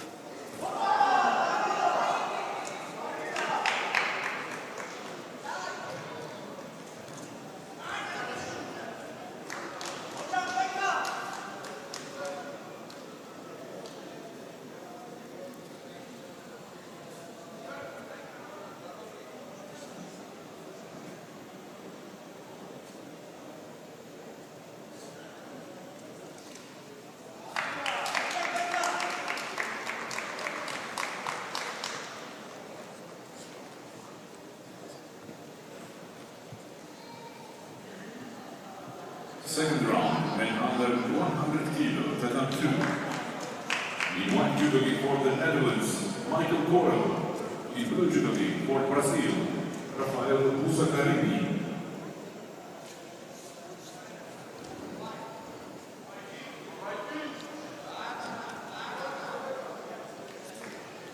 Denisov still trying to get Manaskin moving.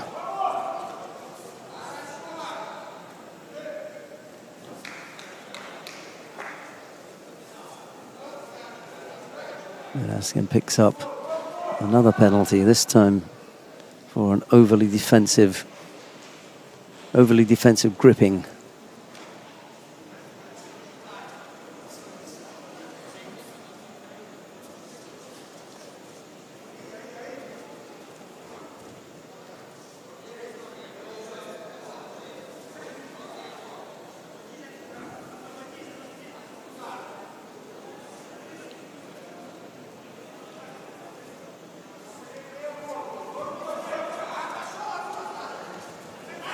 Yeah, that's it on as well. A combination ending up with Manaskin being thrown for Ippon. Yeah. 40 seconds from the end. It took Denisov a little bit of working out. It was always better when, well, it was always better for Denisov when they were on the move. That wasn't always the case. So it was a tricky little hurdle for Manaskin to leap over. Got himself a little bit tangled up with the feet after Manaskin attempted that little Kosotogaki, but got himself back up and was able to come up with a little Kosotogari at the back to bring his man down. On the mat now, Serjenics Miklos of Hungary faces Karl Richard Frey of Germany. It's Serjenics in the white judogi, Frey in blue.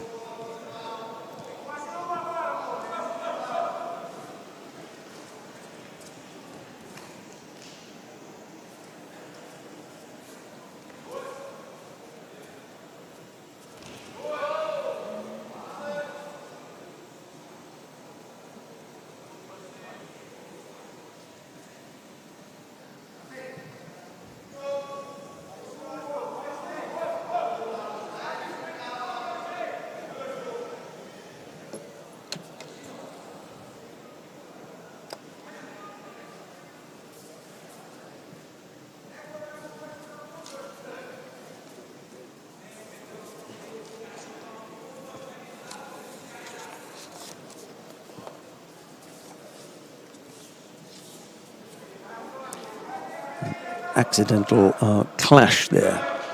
I just had a quick handshake, tidied things up. We're back underway with this round 2 contest. This for a place in the quarterfinal. The winner of this, by the way, will fight Kirill Denisov, who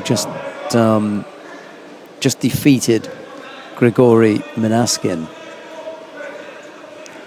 So it'll be the Russian and the winner of this in the second of the quarterfinals. And then after this, we've got another Russian coming up, Anton Krivobokov.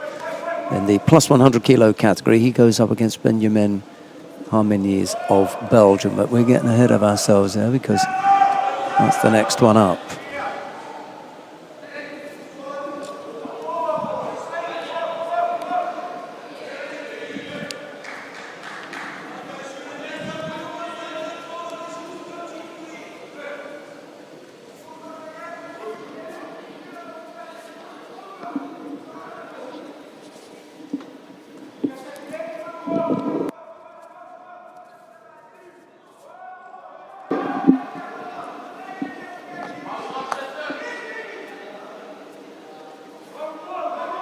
Well, just halfway now, 2 minutes remaining in this contest. No scores at the moment.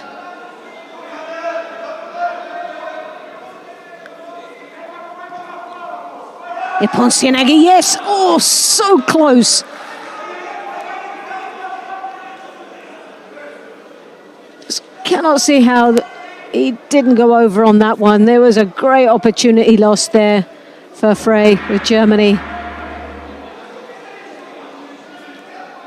The entry was perfect. He had the lift. He just didn't have that rotation. But there you've got the big powerful one going over with the hips.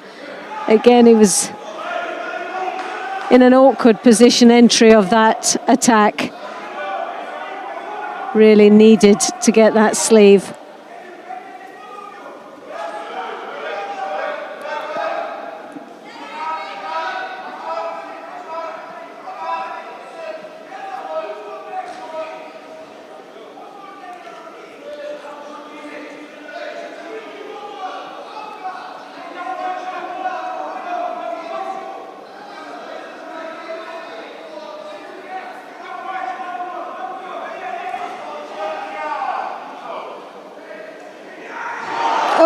Yes, well, that says it all. Well, that wasn't just a throw. That was someone that's just been buried into the mat. Covered up and sent home. Well,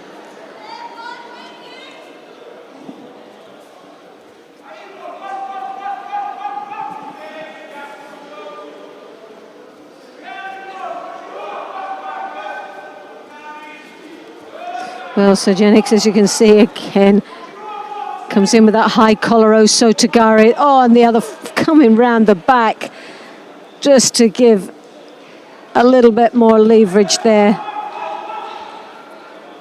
Sirgaki. Oh, wonderful display of judo. And it all came from that real high collar grip and the ducking of the head from Frey, who made that mistake and left himself wide open.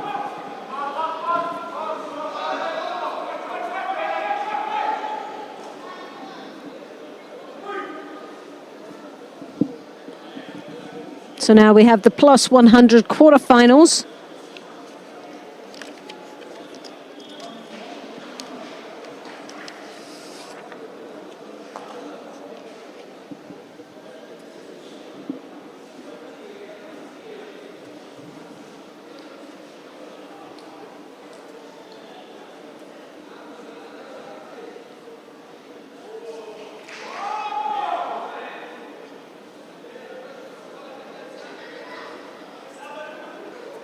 Well, we have in the white representing Russia,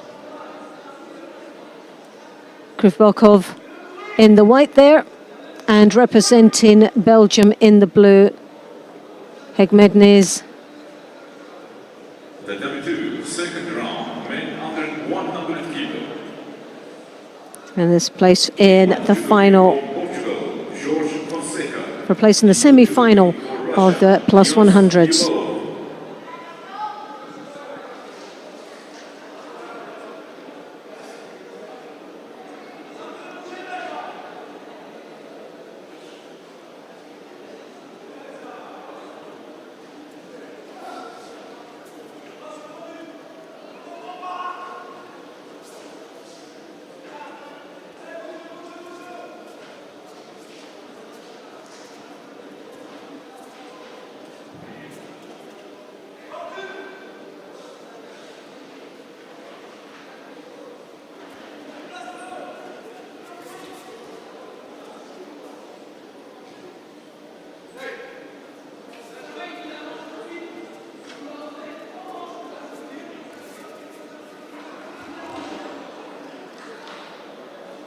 Judo now been awarded to both the athletes with 2.5 minutes remaining in this contest.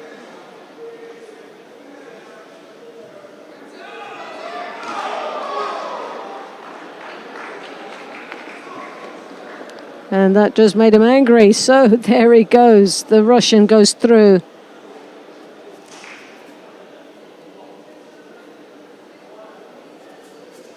Krivobov of Russia goes through to the semi-finals of the plus one, and there it has it. The Osota Makakomi just barely gets the wrist, but it was enough to throw that weight off to the side to get the ippon against Hegmednes. Anton will be in the semi-final for men over 100 kilos. The next quarter-final, men over 100 kilos, Tatami 1. So he'll be up against the winner of the next match that's coming up very shortly. Kokori in the white representing Azerbaijan, Mare representing France in the blue.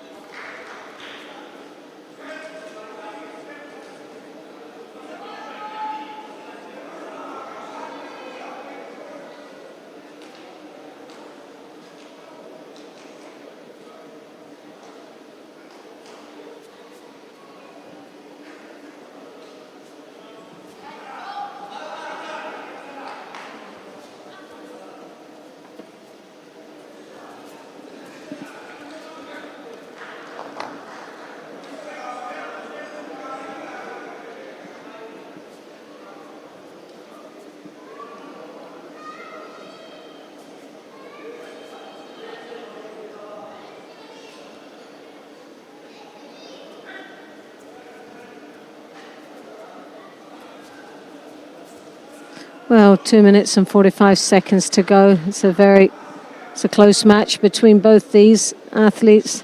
Maret's moved up from under 100s now. Trying to put his mark here on the plus 100s.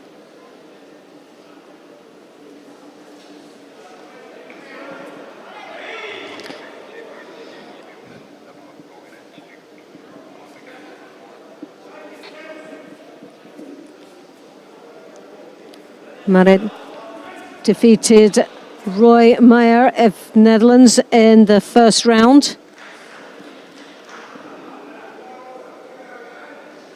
And Kokori defeated the Uzbekistan Baltiev.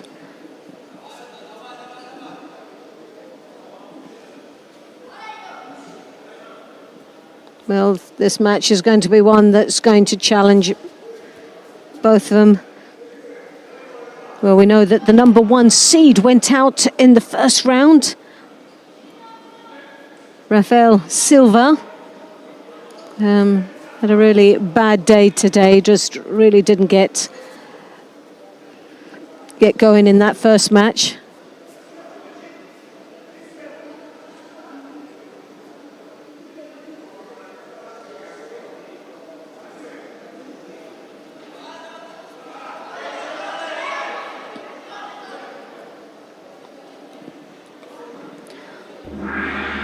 Well, Kokori there with a Judo and 1 minute and 16 seconds remaining in this contest. Well,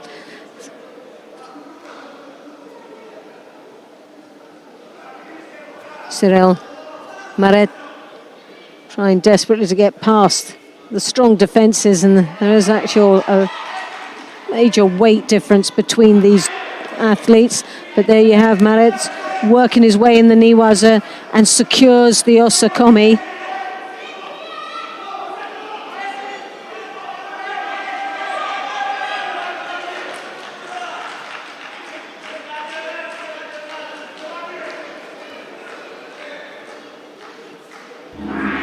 .30 kilos of a difference there, but he still managed to secure that hold and take himself into the semi-finals of this Abu Dhabi Grand Slam.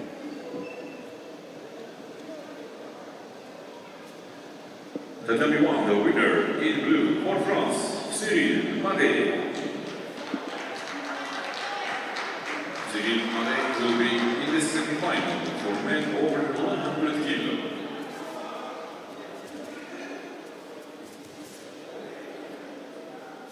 Quarter-final, women under 78 kilo, Tatami 1. In white judo gi for Brazil, the current world champion, Mayra Aguiar. In blue judo gi for Germany, Luis Nemalsan. Well, here we have the quarterfinals of the under 78 kilo category in the white representing Brazil. Ugaria in the white and in the representing Germany in blue, Malzen.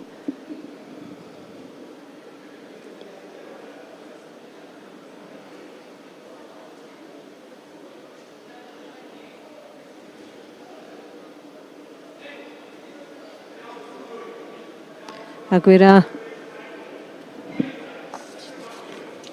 was probably the stronger of the two here, but Malzen in the first round, great match.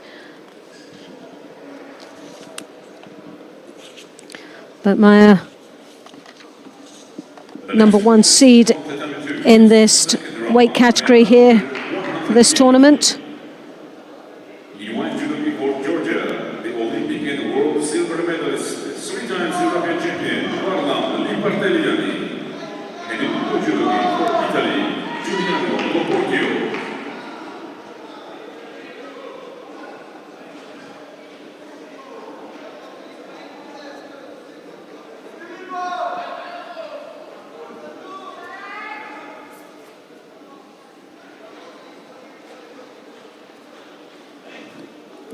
Well, Aguirre looking a bit apprehensive there. She's the number one seed, but double world champion.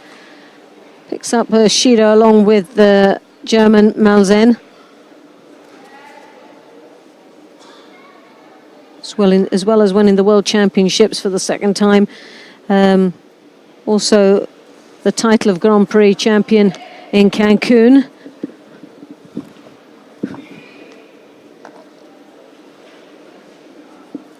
Malzen and the World Championships back in 2015.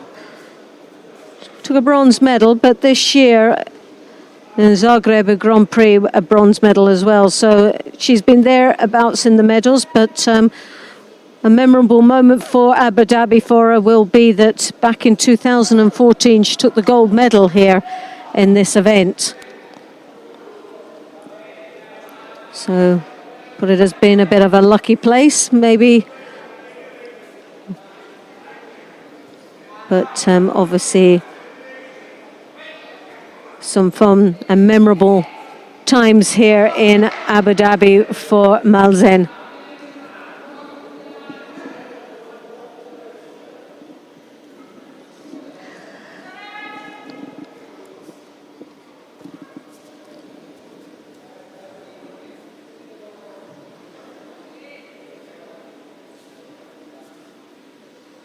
And she comes there round with the shimiwaza, but Maya Aguirre did extremely well to hold on there.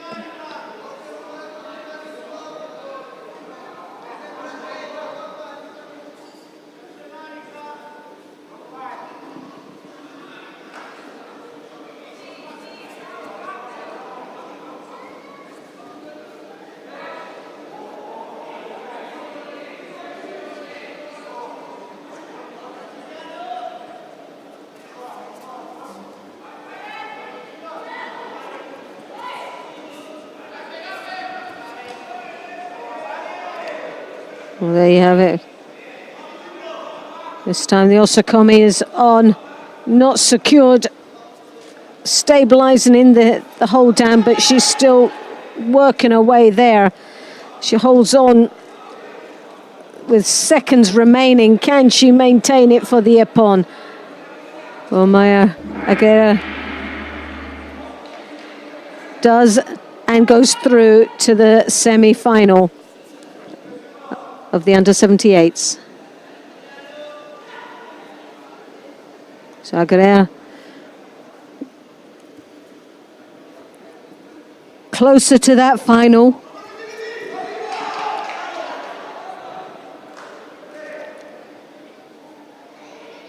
And Malzen will go into the repechage, and we'll see her a little bit later on.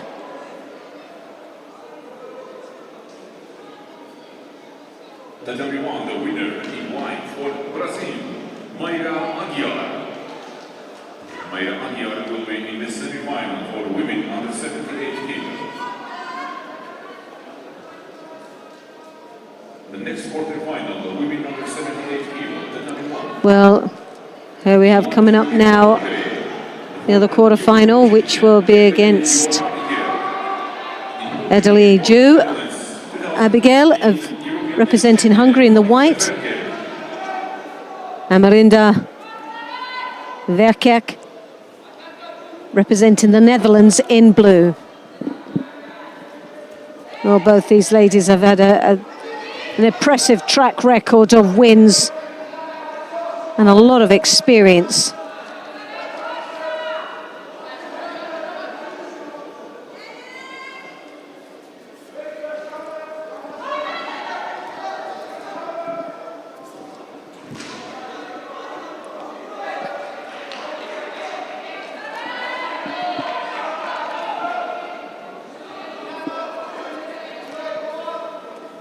Well, I've watched Abigail Judo for some time, going right back from a cadet athlete.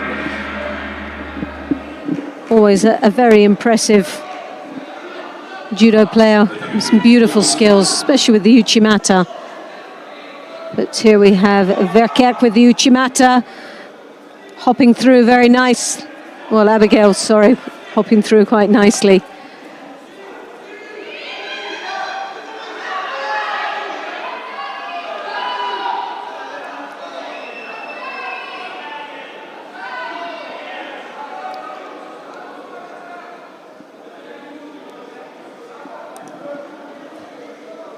Well, Elderly Jew was a little bit disappointing for me at the World Championships. Had high hopes of being on home grounds that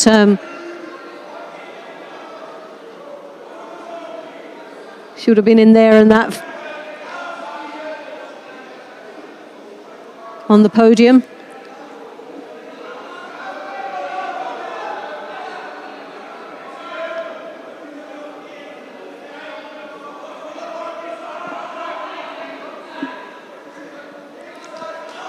So 2.5 minutes remaining in this contest, and neither managing to score up to now, with one Shido on the board, Verkerk.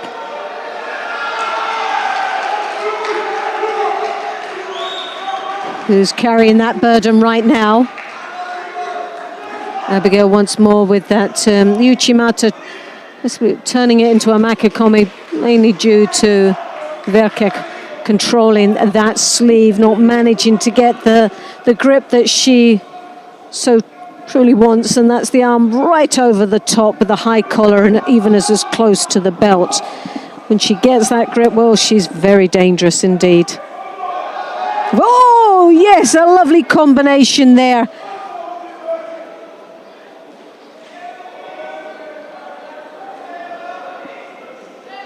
A wonderful display of judo from Verkerk, a great combination. So unlucky not to score.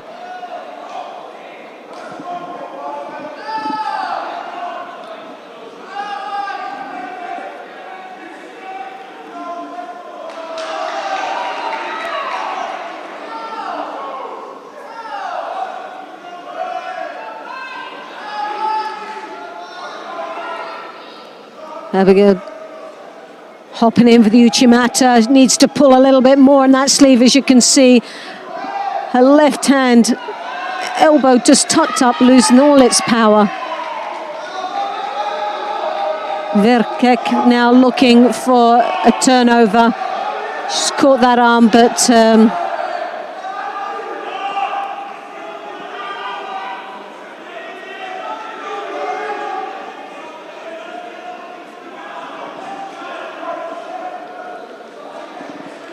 Second round, men under 100 kg, the number 2.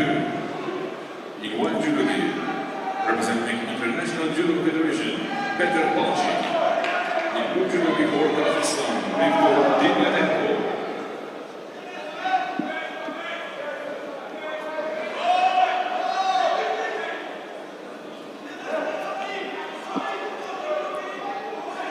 So just 37 seconds remaining in the contest. No score still, but both athletes have showed some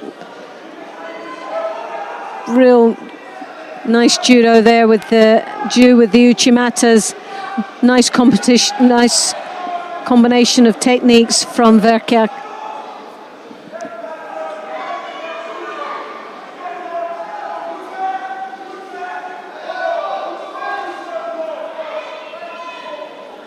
Both very strong athletes, great technicians. As you see, Verkerk looking to do the turnover, but just doesn't have that much control in the upper body.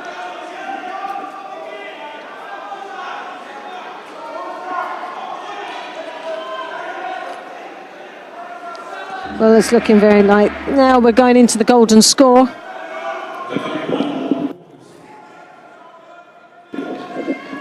Well, both these athletes are capable of winning this match, and I really don't know which way it's going to go. A Shido apiece. So they go into this golden score very even. The Uchimata once more from Zhu.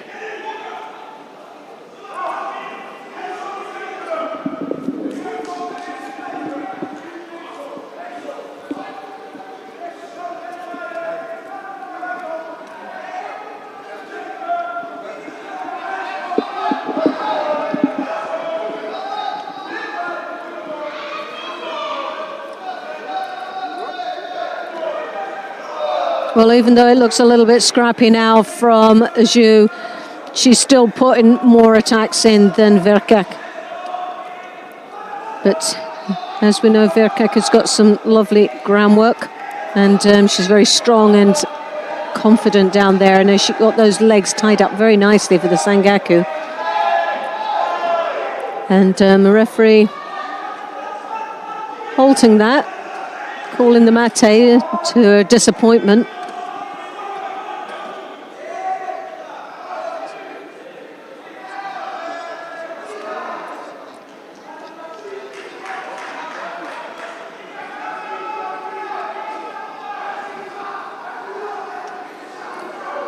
And Zhu picks up the final Shido, which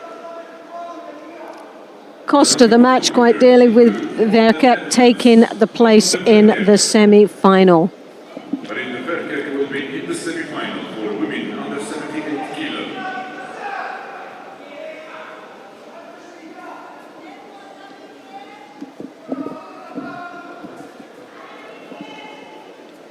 The red judge has women over 78 kilo, the number one. In one judo before Russia, Maria Shikirova. In blue judo before Brazil, non-American champion Beatriz Souza. So now we come to the plus 100, plus 78 kilo category, I beg your pardon. And this is the repechage.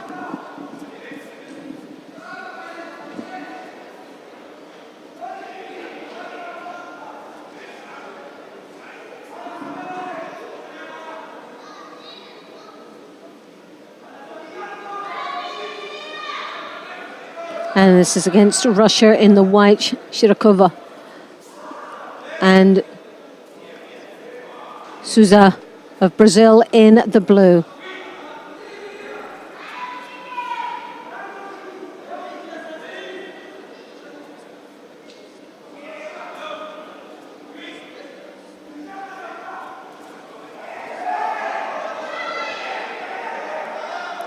Shikirova in the whites there, representing Russia. She steps across and steps underneath for the Cianagi. Souza of Brazil, 19 years of age. Great potential for Brazilian judo, a youngster coming through the ranks of heavyweight on the world circuit. And with exposure of such a young age, well, this has only got to benefit her and build up her confidence. Quite a big athlete as well, and so has got the frame to do extremely well here.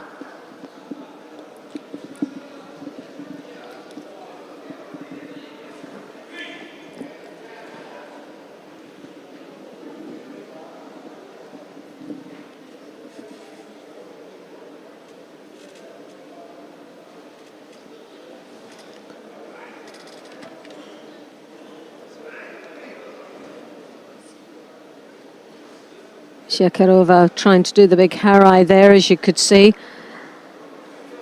Uchimata. Souza, that high right collar grip, holds her opponent's right sleeve quite comfortably there. But not really putting much work in there, so she will pick up a Shido, but that's Russia have got 2-1 now, and we know that one more would result in the hand sokumaki. Quarterfinal for men over 100 kg, attempt 2. In white judo game for Russia, Andrei Volkov. In blue judo game for Poland, Maciej Sarnacki.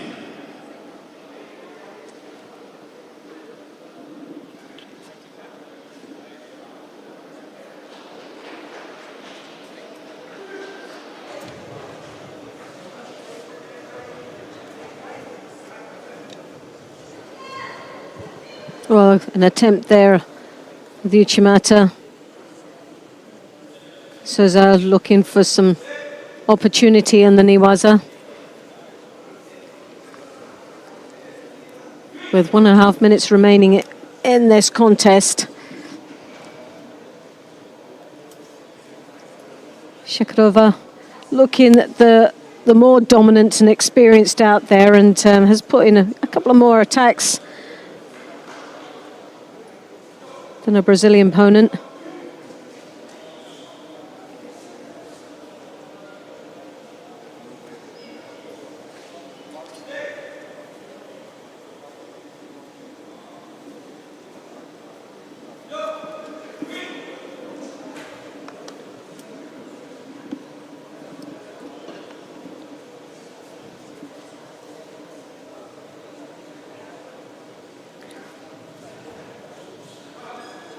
Also, as you can see, with that right high collar grip, looking for the koso to the ouchigari, really not giving it a little bit more than 10% out there. She's just showing the technique. She's not really committing into the attack.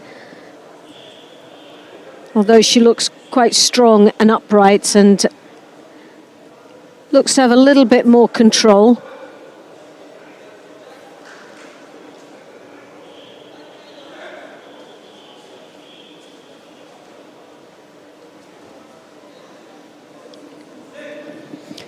Yeah, there's no real commitment on the part of Souza in a determined way. Yeah, to complete the technique. She throws her leg out. yes, she's showing the attack, but enough. not really Yeah. committing on it, and it's quite frustrating because she looks very strong out there. She's got a very good grip, as you can see. That right hand goes high up onto the collar, and she draws her opponent in. She's able to stabilize that and control the pace of this contest, but just plays at putting the attacks in. Really isn't willing to take it any further than a 10% effort.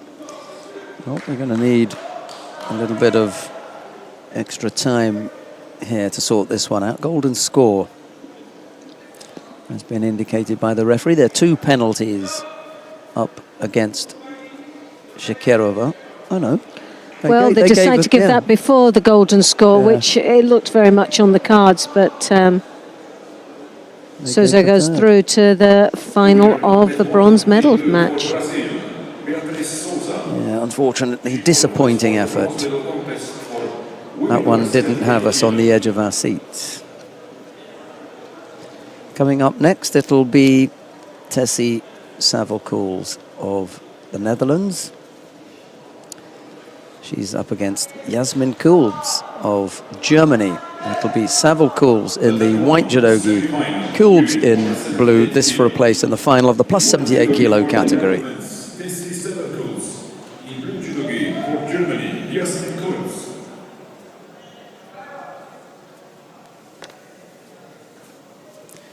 We may have a little bit more luck here because Tessie Savelkoels is a different type of fighter, slightly more aggressive, and Kulbs, if you rub her up the wrong way, she can get a bit rough.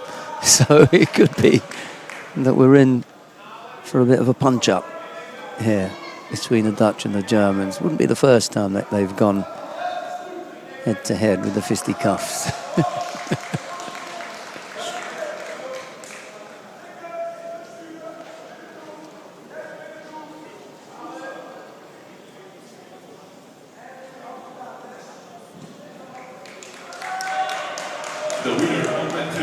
In blue for Poland, Maciej Sarnacki. He will be in the semi-final for men over 100 kilos. Just a battle for grips at the moment, this first minute. I'm surprised they've let that go on for that long. Quarterfinal for men. Well, to be honest, like you were saying, I wouldn't like to upset either one of them on the judo mat, to be honest. Quite International Judo Federation. powerful young ladies Bronze medalist for Sasson. with a little bit of a temper in them, challenged.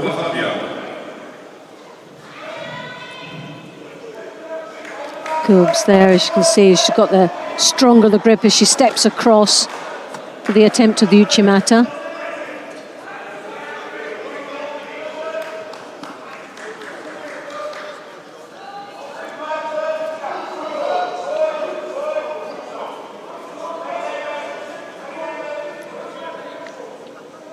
Well, Savalcours, as you can see, with that right hand inside on the lapel. She's got the sleeve grip and she's got slight height advantage here. She looks very dominant out there and she looks like she's in control. But as we know, Kubs is quite a powerhouse, and when she can get those hips through, she becomes very, very dangerous. The Ouchigari.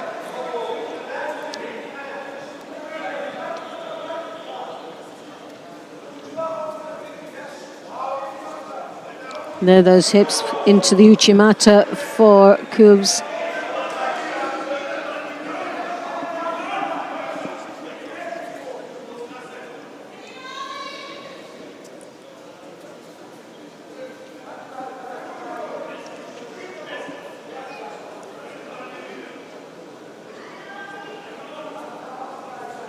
Well, Kubs has got a bit of a knock to the mouth there.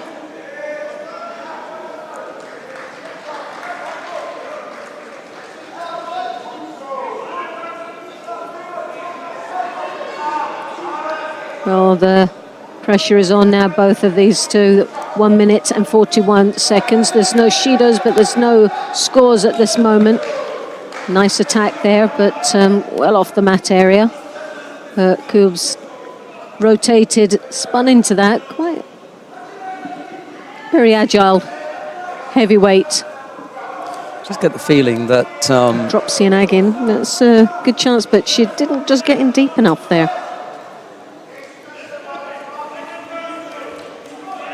that was the feeling that I was getting, that most of the work is being done by Savalcours. Kubs is responding to the attacks, but Yeah. she's second and she's picked up a penalty for passivity. Well, like you say, every time we've seen the grip, Savalcours there, as you can see, she's got that hand in the inside. She's controlling quite nicely. She's also got the hand on the sleeve. And again, that's in a good position. She looks like she's commanding this whole contest. Just doesn't seem to get in deep enough when she gets the chance to throw there. Just not deep enough, just not enough drive forward off that attack. She tried to invent that position from which to come up with, with that score. But for me, when you try to make it happen, you haven't got the movement that you need from your opponent. Well, that's a very dangerous thing to do on Kubs, because if you're going to drop, you have to make sure that she's coming forward. You can't allow her to stand still. It'll be like hitting a brick wall, and she'll just defend and she'll just counter. And Savalcours will find herself being countered from that Sienagi if she's not careful. There's a couple of times that she's tempted that, and I think she's tempting fate a little bit too much now. Got to be careful. Well, Kubs has got two Shidos, and she's, like you said before, she's just not engaging first. She's just waiting. She's just trying to pick off that moment, and it's come now. Well, it's lost her a place in the final. Kubs shouldn't be losing in that fashion. She is an experienced fighter at the highest level and should be able to offer up more than we saw her offer up there. Definitely. Coming up next, Alexander Kukolja of Serbia faces Zachary Burt of Canada. It's Kukolja in the white judogi, Burt in blue. Meanwhile, down on mat number 2. We've got a quarter-final between Natalie Powell of Great Britain and Yardin Meyerson, the Israeli representing the International Judo Federation here. And then we'll follow that with Husha Steinhaus and Antonio Shmileva of Russia. Meanwhile, we're going to pay close attention to these two quarterfinals here, the first of which is Alexander Kukolya and Zachary Burt.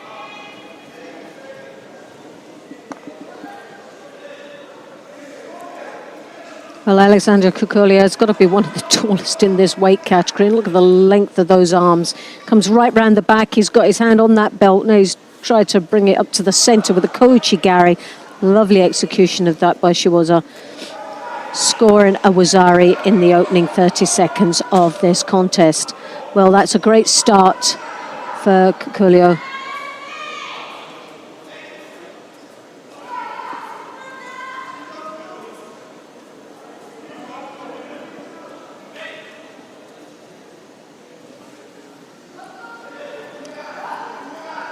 Well, his first fight against Cusick, well, he seemed to make a hard work of that first round, and maybe just because it was a bit of a warm-up match for him, but can't afford to fight the same way here in this quarterfinal.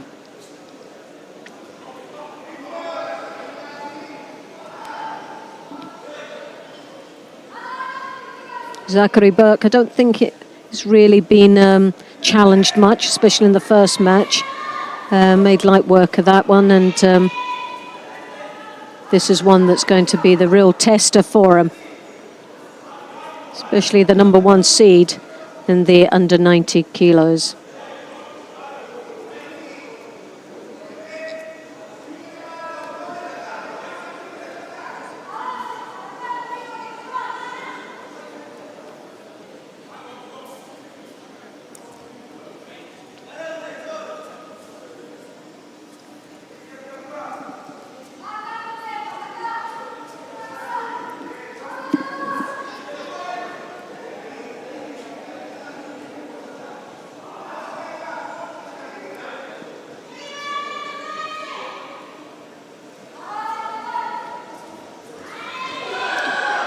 Oh, nice attack there. Oh, well, this puts the cat amongst the pigeons there.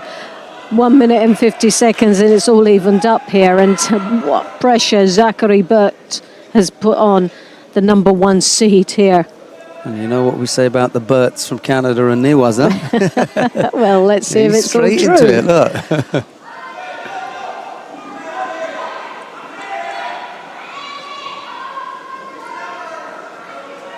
And did you find out if they were related?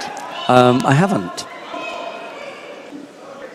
I'll wait until that comes off, and I'll have a chat with him. If he wins. If he wins. If he doesn't, you'll give him a little bit. Don't want to be in the firing line.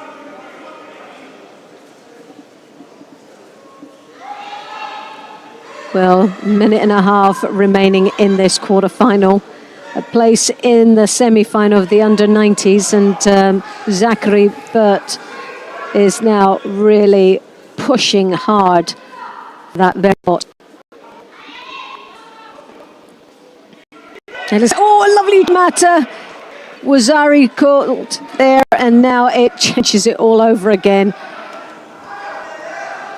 Almost got him with the Yoko Shiogatami, you know. Oh, look, yes! Yeah, he's got the Osakomi, I can't believe it. Just controlling with that collar, and that's all it seems in the belt. Belt and collar. He's got half a cheek, he's got half a shoulder, and that's all he's doing. It shows you how powerful 3 seconds to go. Zachary Burt is. Whoa! He's done him. Oh! Well, can you believe it? The number 1 seed goes out again. And, well, that is a real major upset. But you know, he's gone back to the centre of the mat. He's looked up as if to say, well, am I surprised? Should anyone be surprised? He came here to win, and that's exactly what this young man is doing. So I can ask him then, yeah? Go and ask him. Oh, well, that's an absolute pleasure to watch that one, but what an upset. Not for Kukulia. Kukulia, well, he's got to be absolutely stunned by that. Right, I'm off to speak to Zach Burt.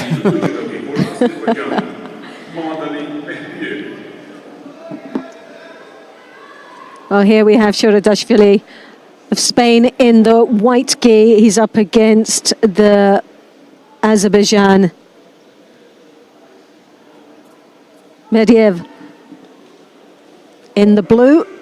This is the second quarterfinal of the top half of this draw of Pool A and B. So,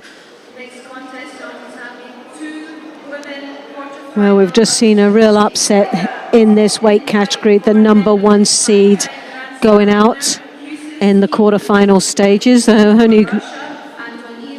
only good thing, he gets an opportunity to fight on for the bronze medal a little bit later on.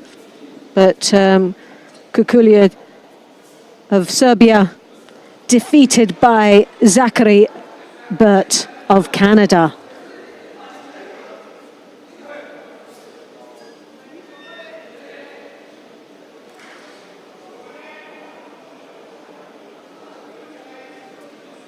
I'm quite sure a lot of people will be out there saying, well, is that a surprise? But I'm absolutely stunned.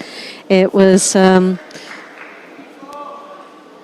Zachary obviously is a good athlete and has proven that no end here today. But and based on that performance, my goodness me. Well, he's got a couple. The winner of this two will be possibly another challenge for him.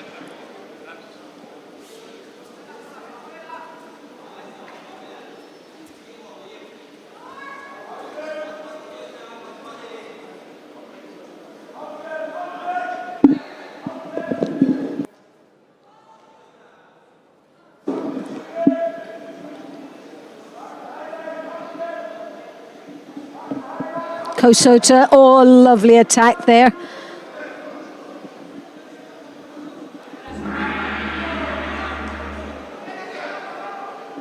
Medvedev, strong.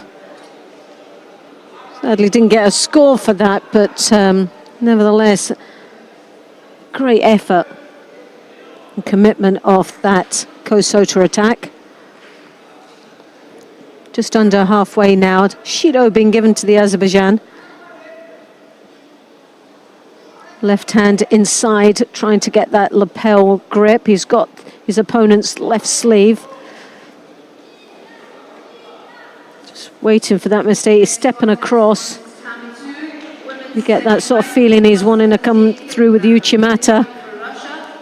But needs to get a reaction from his opponent to come up a little bit higher so he can get through deeper on the attack, whether it be the Tayatoshi. We've got the Kosota, he's just hovering around on that back leg as we've seen the Kosota earlier on, just not at the right angle to take the chance again.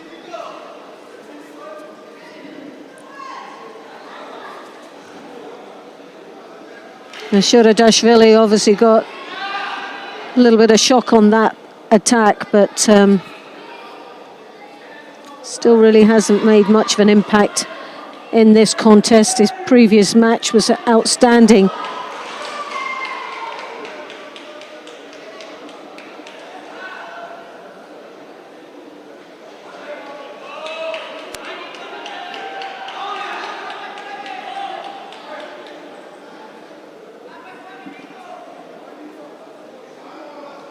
Medvedev there, as you can see that. Oh, what a mistake!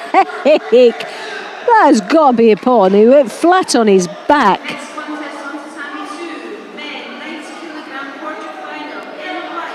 Well, two Judos apiece. Shoradashvili now in the driving seat with the half a minute remaining. He couldn't have timed that one better. As the clock ticks away, he's working his magic now into the Newaza, trying to create an opportunity, but in the meantime, the clock ticks away quite nicely for him. 19 seconds to go. The Azerbaijan cannot believe what's just happened. Well, he turned himself to the side. The Azerbaijan made the mistake of turning side on. And at the feet with the Ashiwaza was just there and swept him flat out. It'll be interesting to see the replay on that very throw. Sutemiwaza attempt there from the Azerbaijan, desperate attack, but with only 8 seconds remaining in this contest, it's going to be very unlikely that Medvedev can get back from this. He doesn't even want to get back into the center of the mat. He just needs to get close. Valuable seconds are now ticking away, and well, that turned out to be a very interesting match indeed. Dashvili of Spain goes through to the semi-finals at the under-90s in the top half of this draw. He'll be up against Zachary Burkt from Canada a little bit later on.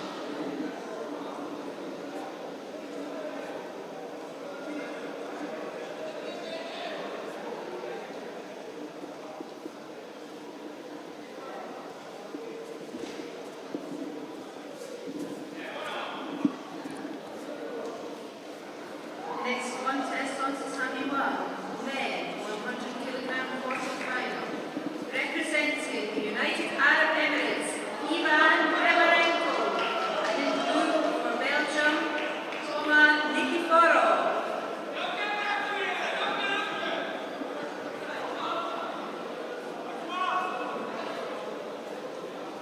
Remerenko of the United Arab Emirates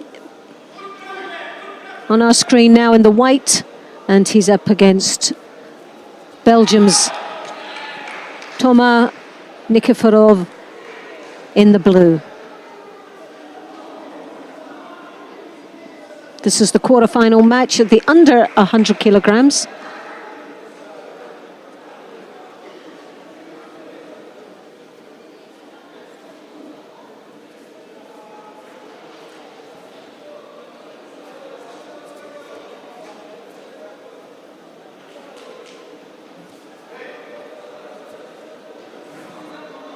Well, this would be an absolute delight for the United Arab Emirates to have this young man go through into the semi-finals and also into the final, which guarantees a medal here in our Abu Dhabi.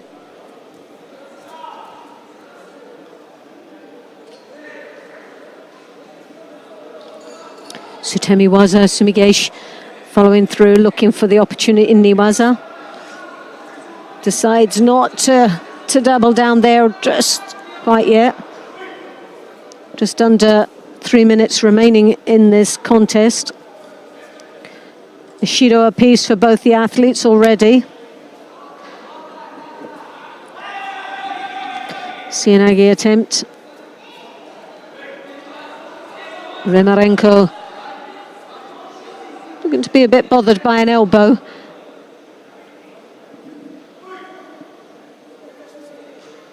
But that elbow injury was sustained in the previous match.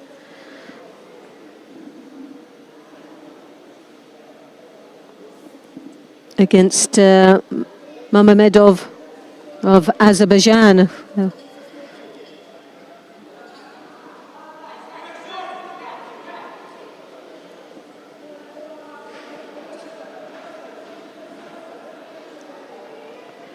Both lovely Ashiwaza there, the Koichikos at the Ashibare.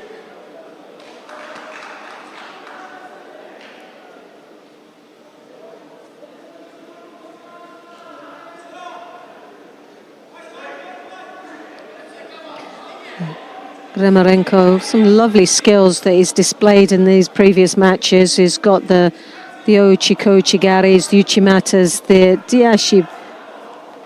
Ashibare. Very strong, upright athlete.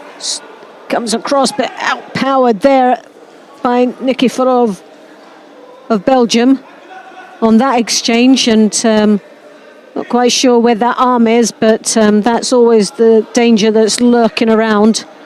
So we know that Belgium's are very technical down in the Niwaza.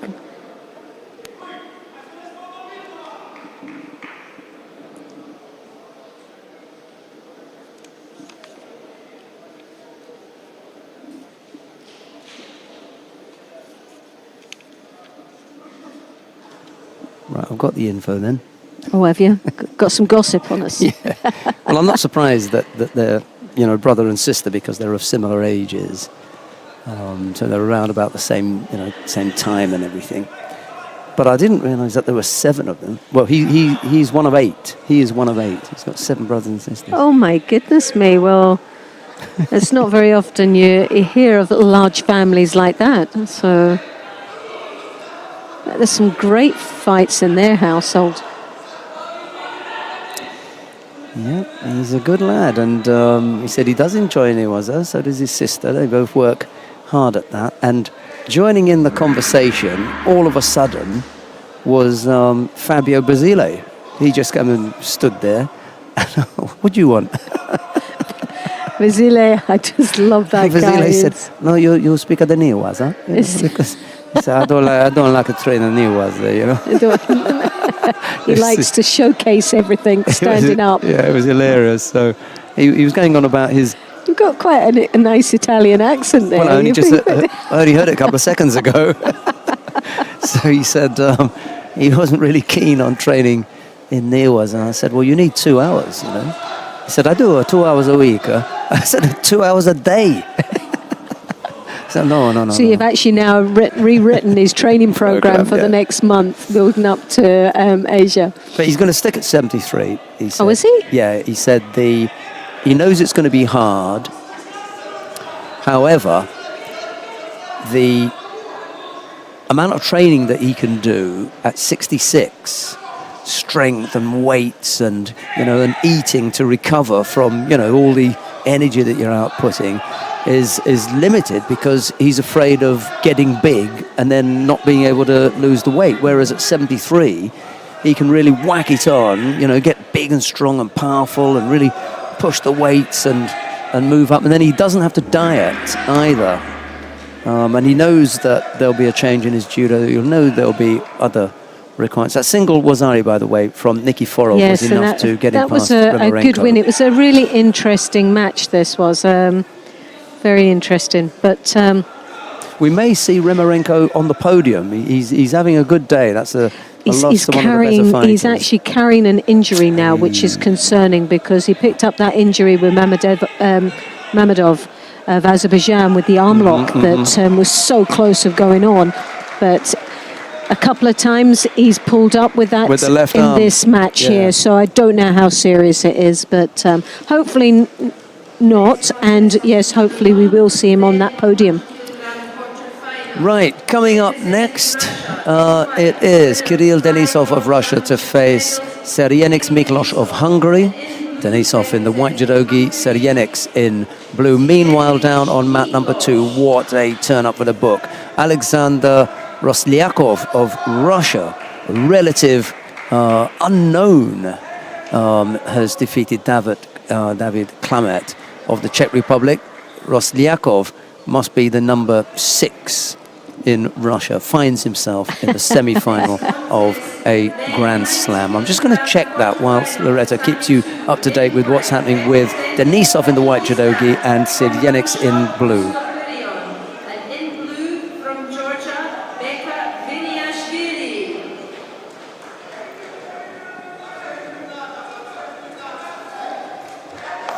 Well, that was a fast pace across the mat there. Denisov trying to direct it and looked for the Kuriashi Barai. Didn't actually get enough space in and had to call a halt, sort of run out of space on the runway there. So back in with that very strong... Oh, Chigari, a lovely attack there. Well, Denisov is really firing on all cylinders here. He's really gone out to take this match right from the word go. Two brilliant attacks, controlling all the time. First on the grip. As you can see there, that left hand thrown up there over to the shoulder.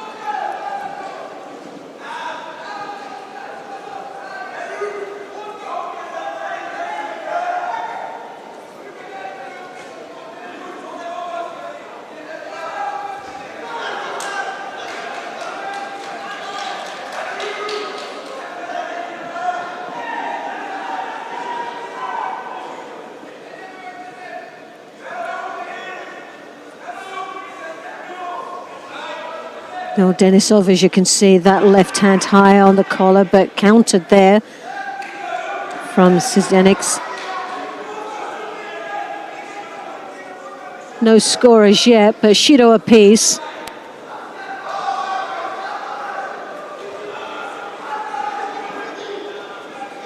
Quite an exciting match, but not quite sure if Sijenics gets that score. It was very close.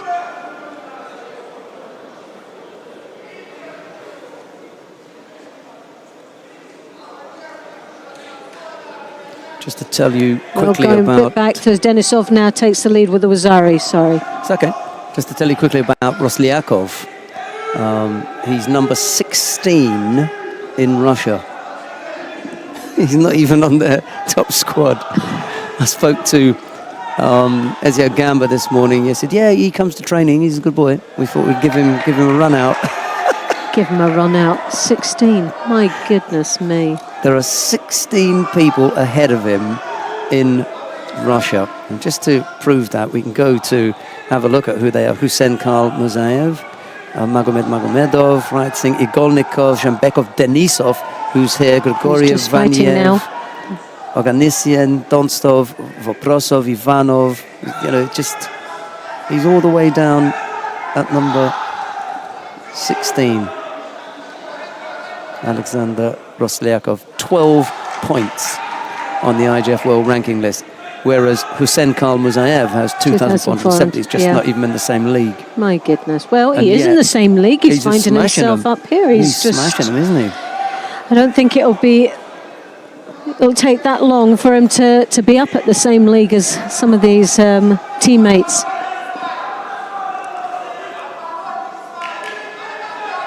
What a lovely problem to have, though, isn't it? Who do you pick from your team?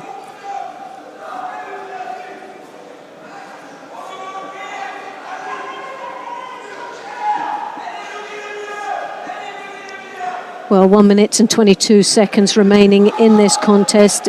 Denisov of Russia, one of those very top seeds of the Russian team. Oh, pulls back the Hungarian very powerfully to get the second Wazari. Both have got a Shido apiece, 1 minute remaining, and now is working, try and get that leg out, but the referee calling Mate. They're coming into the last minute, but both these athletes in a bit of a dilemma. They have to keep fighting all the way through. Denisov cannot afford to make any mistakes. He is up to two Wazaris, but he has got two Shidos on the board. One more would result in the hand Sokimaki, and he would throw away everything he's just done. That was a lovely attack there from Sijenics, who now has got a Sakomi.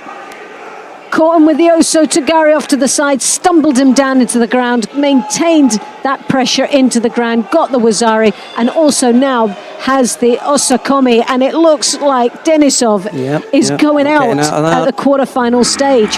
What a turnaround in the last 22 seconds of this contest. So Denisov loses in the quarterfinal. He looks surprised, doesn't he, Seryeneks there? He's done Denisov, whereas his teammate, Roslyakov, is into the semi-final. So much for national rankings. That's he looks relieved, doesn't he? He's like, what's just happened? That just fell on a plate for me.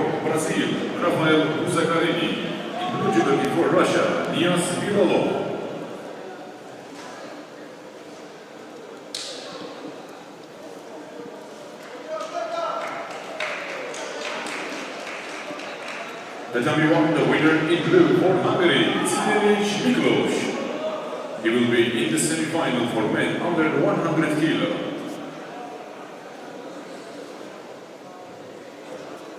The Dhabi won repechage, men over 100 kilo.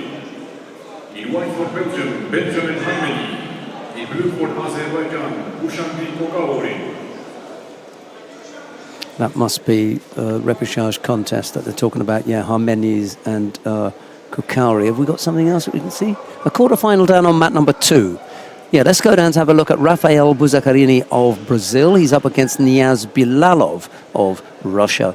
It's Buzakarini in the white judogi, Bilalov in blue, and we'll follow that with Lopocchio and Palchik. And by that time, we'll have the semi-final of Krybovokov and Cyril Marais. We'll be doing a bit of jumping around soon.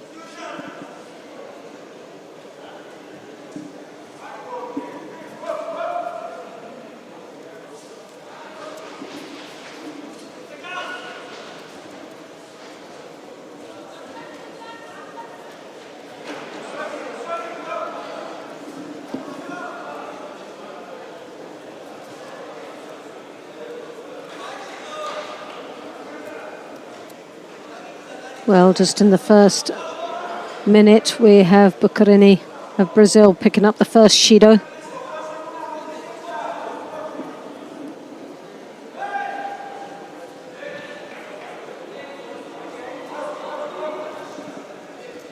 Lovely drop Cianagi there. Just didn't get that finish at the end. Nice and deep, though.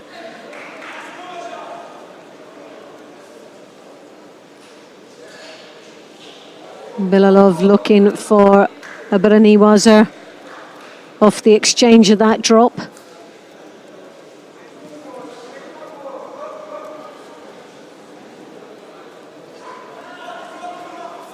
And we're coming up to the halfway mark. Bilalov attempted the Cianagi. They decided to come back out, and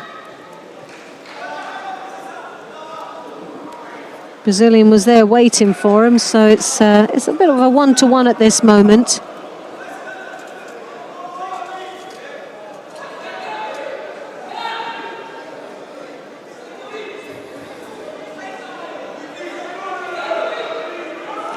Buzazzini there, as you can see, with the right hand in the lapel, trying to get that left hand onto the sleeve.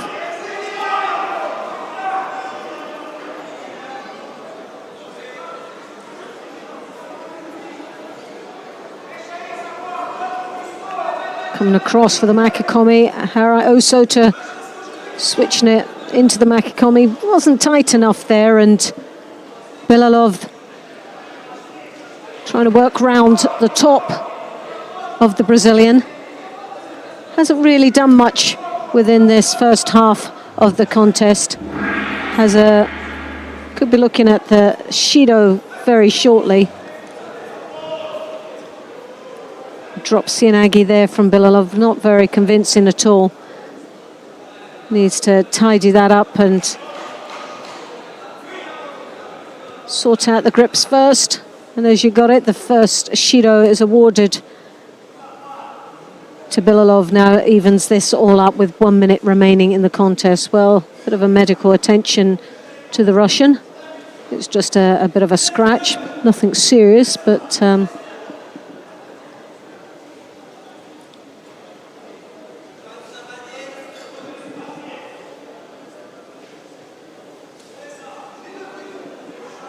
and Puscarini, as you can see, is there on the mat, trying to stay focused. Always difficult being left out there on your own and left with your thoughts. And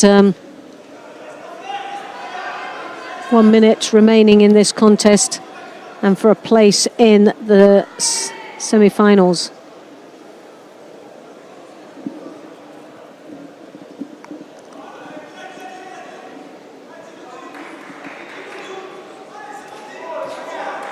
All 21 athletes participated in this under 100 kilograms, and seen quite a few upsets already, with the number 1 seed going out to Nikiforova of Belgium.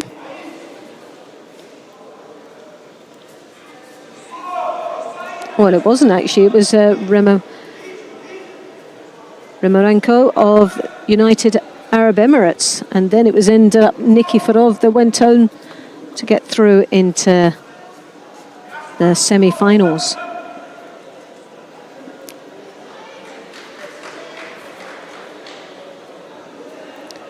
Well, if Nikiforov were... No, it's too late now because, if Nikiforov were to lose against Sirjenics, then Elkan Mammadov would be one contest away from being the loser of the losers. He'd have to be very careful because Mammadov lost to Rimarenko lost to Nikiforov, and if Nikiforov loses to Sirjenics, then Sirjenics could hit the final and lose in the final, and that will be Elkan Mammadov, the number 1 seed. Can't remember when I've seen the number 1 seed become the loser of the losers. So Loser of the losers. That could be a tough one. That's not my game. That's not my my choice. That is Ole Bischoff who introduced that. Well, we got a semi-final taking place down on mat number 1 after Buzakarini is adjudged to have been caught by Niyaz Bilalov of Russia, the Brazilian, not entirely. Well, Bilalov there goes through into that semi-final. So yeah, let's go down to mat number 1. Anton Krivabokov of Russia faces Cyril Marais of France. It's Krivabokov in the white judogi, Marais in blue. Both fighters should get penalised there for avoiding to take a grip. And exactly as I say that, that's exactly what happens. Roland Poiger does. Psychic. Yeah, just that. He's the boy, isn't he? Look. So a big hello to everyone who's watching in Burgenland. I think that's where they live. Representing Italy, Giuliano Lombardio. In blue judogi, representing International Judo Federation, Petr Polchik.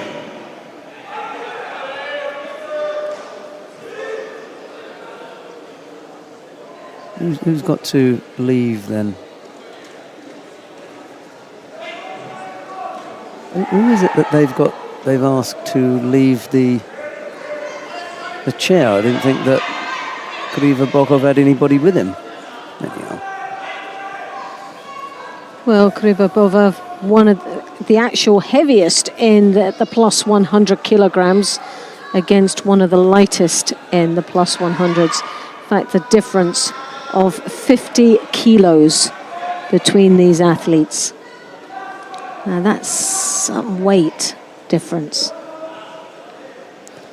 Yeah, Marais up with the big ones now. Ooh. Well, if he's going to hit him with a technique like that, he's got to start moving him, because that is like hitting the Empire State Building, isn't it?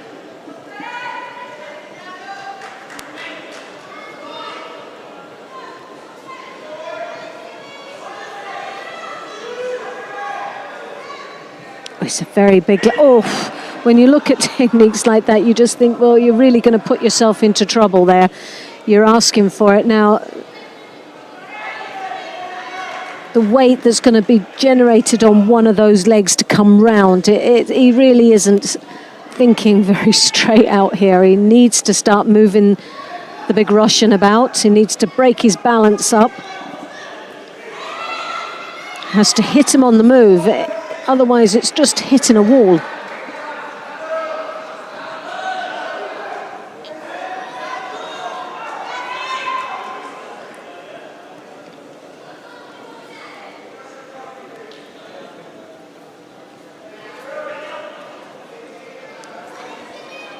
Well, the Russian coming over there, as you can see, is controlling Meret's sleeve quite nicely there, but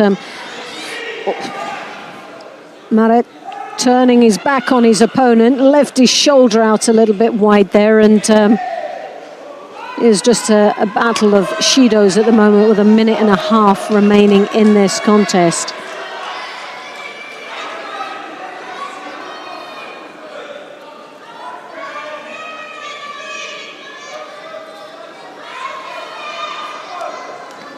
And the longer this contest goes, the harder it becomes for the Frenchman to generate or accelerate against his opponent. And there's the Makakomi, and there's a lot of weight going through in that Makakomi.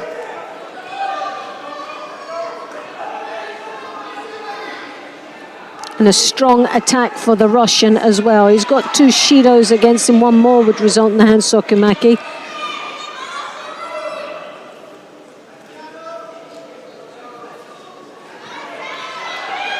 Maret really has to start moving his opponent.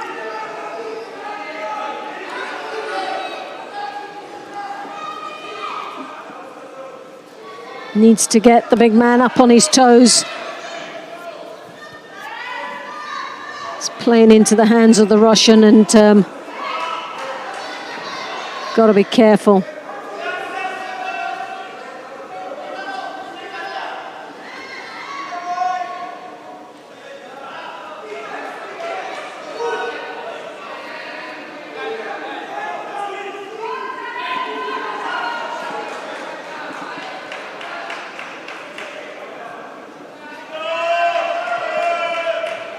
Well, Krybakov there now, as you see, gets the 3rd and final, which results in the hand Sokumaki. But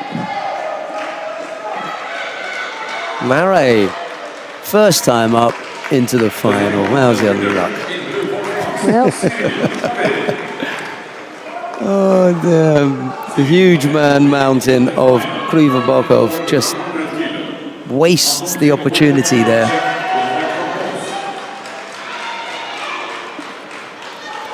Well, we've got a quarter-final taking place down on mat number 1. I suppose we should really go down there to have a look, although we've got a semi-final coming up immediately after with Aguiar and Verkerk.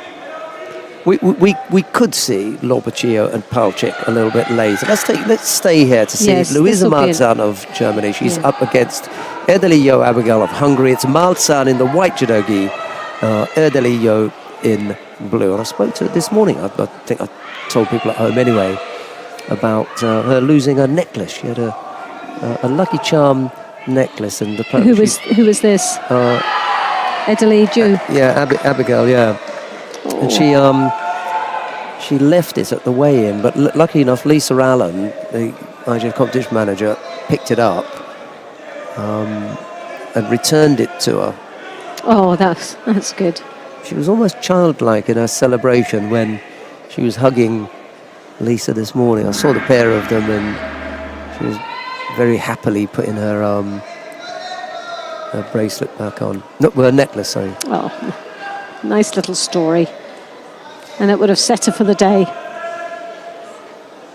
Natalie Powell has won her semi-final, I think. Aguiar and Verkerk, Powell and Steinhurst. No, that semi-finalist, she won a quarter-final, which I didn't see. I only saw the beginning of it. And I passed her in the corridor and I said, I saw the first part of it. How did the rest of it go? She said, I won. And he said, maybe it's better if you don't watch. Maybe it's better luck for me. She said, not to watch. It's all right then. No score between Malzahn in the white judogi and Erdeli in blue. Over 100 kilo, that's number 2. In white judogi for Russia, Andrei Volkov. In blue judogi for Belarus, Alexander Bakharyak. Oh, she's very dangerous when she gets that left hand over the top and those long legs come through the middle for the Uchimata. But for all the years that I've remembered watching Abigail, her judo hasn't really changed that much. No, what you see is what you get. Definitely. There's not much change, other than she's possibly got that little bit more stronger and experience, but the judo is exactly the same. There's no difference. Yeah, there's not a great deal that the lower level players can do to stop well, it's her left side attacks. That left hand comes over the back, then if you're going. When she throws the arm and the leg at the same time, you're going. But when it comes one after the other, then there's that chance. And it's really unorthodox because the elbow comes up in the air. You would think that she really cannot generate any power or lift off it because the elbow's up high instead of tucked underneath and generating through the fist. But no, she's obviously got to be a very strong lady out there and good at what she does. And I'm quite sure that most will think, well, that's not going to work. And before they know it, they're over. But she's so predictable out there, which is Malzahn, as you can see, with the arm round the waist, but doesn't seem to be able to stop that leg coming in. And the hop through for the Uchimata, which is not really getting the lift, but it's just blocking her every time. Malzahn just not been able to sort of get in there first. No sooner the exchange of grips for both of them. So that's 2-1 now. So Malzahn have really got to be careful. One more. She comes round the back, and the Ouchigari just clips the ankle, stumbles her opponent.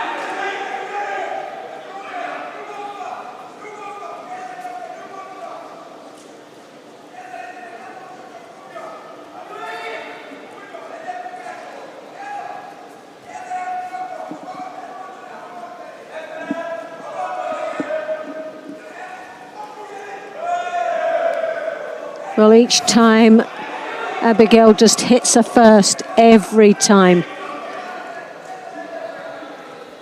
I think the second Shido that they gave to Erdelio was not right. She's the one who's going forward. She's going trying forward to get and she's the grips. hitting first every time. Louis breaking off the grips, which is one thing. Okay, there's no penalty for breaking off the grips. What there is a penalty for is avoiding to take a grip yourself, you know? And that's what Louis was guilty of, but they penalised Abigail for the same thing. Anyhow. We've got the how strange of a movement there. I know, it's so ungainly.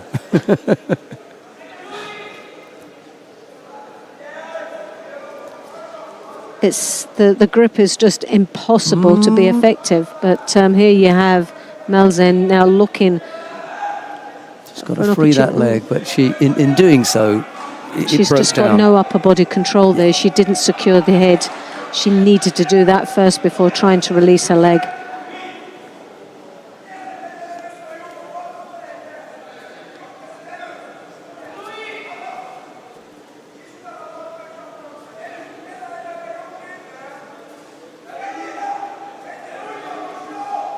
Again, she throws that arm over, the hip comes in. She braces herself knowing that Malzahn is looking for the counter. So she actually braces forward and bends that knee, looking for the switch of the Ouchigari. So a great combination. She's waiting for it. It's like she's enticing her to do it. It's sort of setting it up.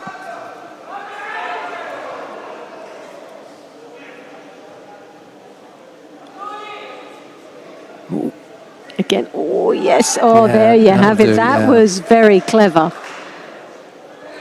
Instead of coming in the front, she came and hooked and braced herself on the back of the calf behind the knee of Malzahn.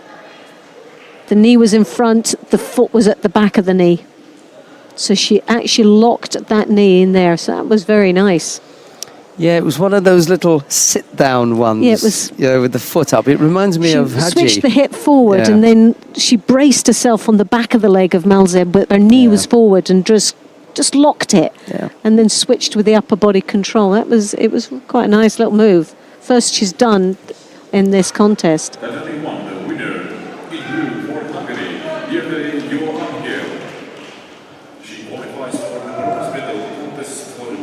Well, it's a shame that we won't be seeing Louis Malzahn in the medal matches, but that's the way it goes sometimes. Yeah.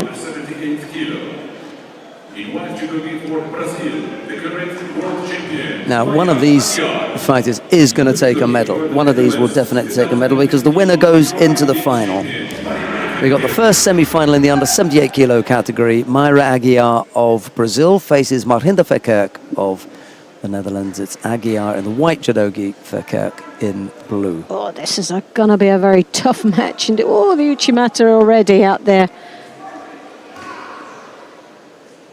Attempt 2, golden score.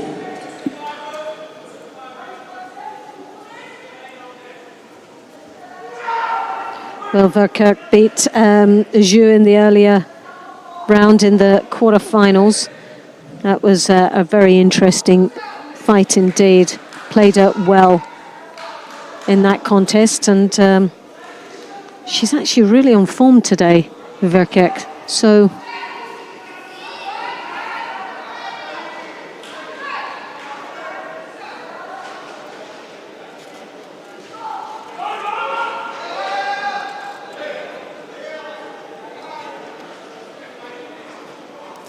this is the oldest World Championship battle possible. That is to say, we've got the current world champion in the white judo game. We've got a former world champion in blue, and there is no other world champion from that time still competing, except maybe in the men's division.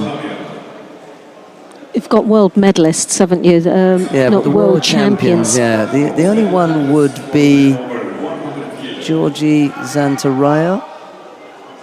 Yeah, in the men's you'd have, but not in the women's, because it's Georgi Zantaraya. Oh, lovely Ashiwaza there. Sat on her backside. And Teddy. Teddy Rang, yeah. You know, so, but none of the women. I'm just trying to remember who the women were from 2009.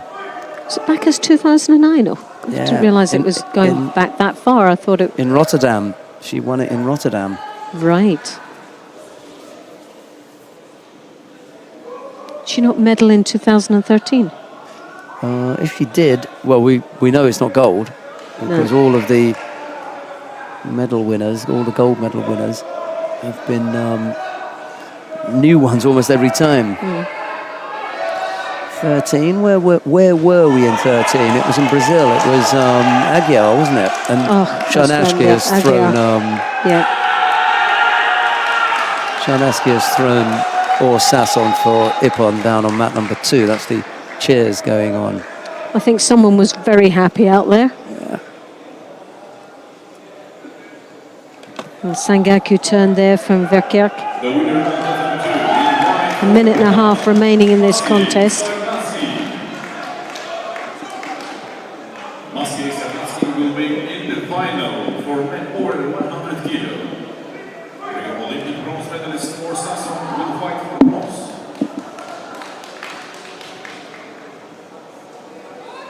The repechage for women under 78 kilo, attempt 2. Meanwhile, judogi representing International Judo Federation, Yarden Weinson.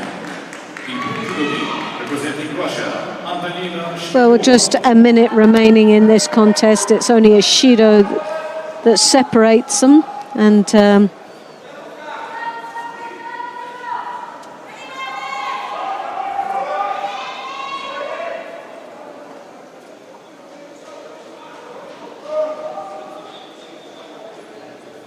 very difficult to predict which way this will go, and it's a Shido apiece, but Verkerk now with 2 Shidos.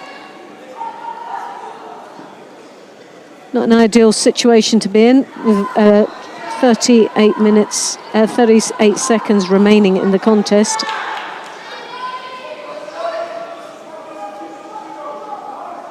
Verkerk troubled by that lapel grip that her opponent's got.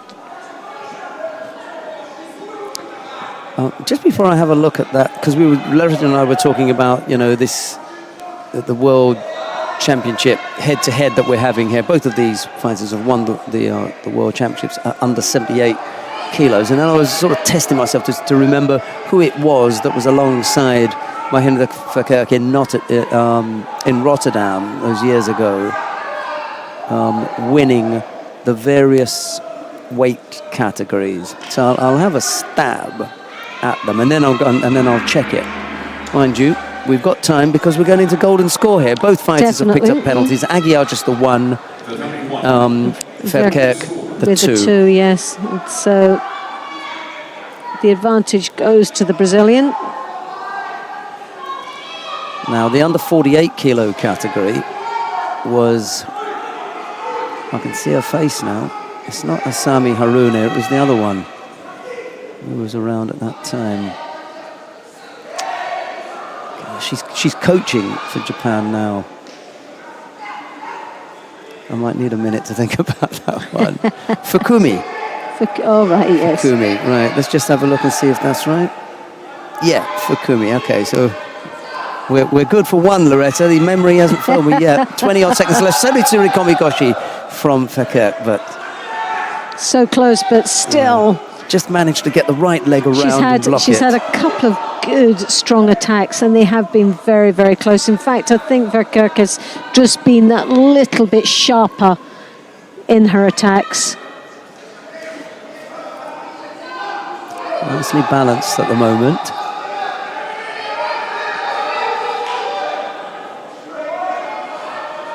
Little stab there from Aguiar, but it's not really determined. It doesn't really threaten anything. There's the Sobitsuri Komigoshi again, but she loses contact with the hands and it ends up looking a bit untidy in the end. 52 kilos. What was that then? It wasn't Nishida because she didn't win until 2010 in Tokyo. So at 52 kilos, who was it then? Oh, another penalty, this time to Aguiar. Both fighters penalised twice now. Knife edge time. Look at that, Verkerk. Again, over on that side, couldn't come back in the opposite direction, and I'm sure Martin Ahrens is jumping out of his chair thinking exactly the same thing. Crossing his fingers and hands at this moment. Asking a lot, oh, yeah, that's not bad. Yeah, go on, go on. There's a little bit of some of that. nitty-gritty getting involved here. It's the tempers are starting to flare a little bit. Verkerk is such a clever fighter. She probably really likes Aguiar and is a very, very pleasant fighter off the mat, but she just knows how to just push the boundaries a little bit. They're both feisty, aren't they? They're both feisty fighters. That is Aguiar just taking a rest there. That grip. She's not looking to do anything. She just needs to take a breather. Well, we're coming up to nearly 2 minutes of this golden score. It's become a very, very close match indeed. Verkerk's got to go for a big attack here. Just really keep it in the mind of the referee and the judges that she's the aggressor. Go on, another big effort, and she could take this. There it is. Climb on top, work hard. That may be enough, you know. Yeah. Well, I think we've so. seen it. Yeah. We've seen enough. That's done. That hard work from Verkerk, definitely, has paid off. Great tactics from the Dutch fighter, Loretta. She has been good. She's been very good today, and that's no surprise. She's been able to dig in very deep here, and in previous matches as well. She is on form, and good, strong contender for that title.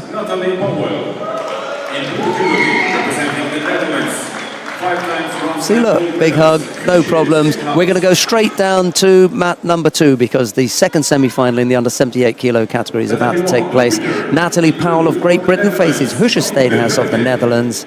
It'll be Powell in the white judo gi, Steenhuis in blue, as Mahinda Verkerk leaves mat 1. Hand slaps all round with Martin Ahrens. Myra Aguiar goes down into the bronze medal contest. It's Verkerk who we'll see in the final against the winner of this very match. Well, Steenhuis has the advantage of knowing that she has beaten her on several occasions, but Natalie has had two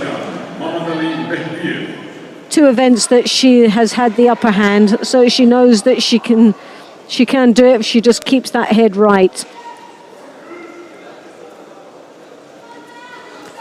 Right, 52 kilos. Who was it then? They're still playing games there. I think it was Nakamura Misato, you know. Right, let's have a quick look down there.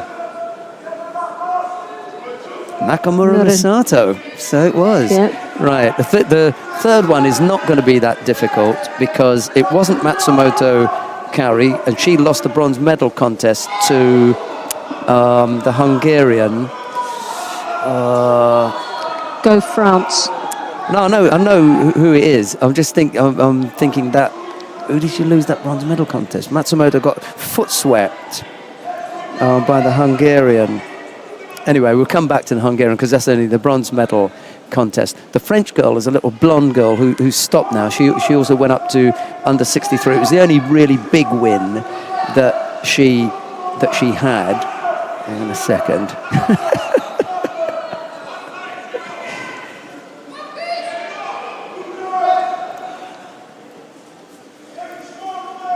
Well, a battle here. Powell taking that lead with the Wazari. The Hungarian was Karakash Hedvig. She got bronze. Sotogari there from Stenhus.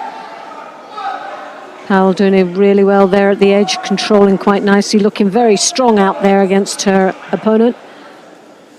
Now this would be a great win for Powell. A few of those demons out of the window.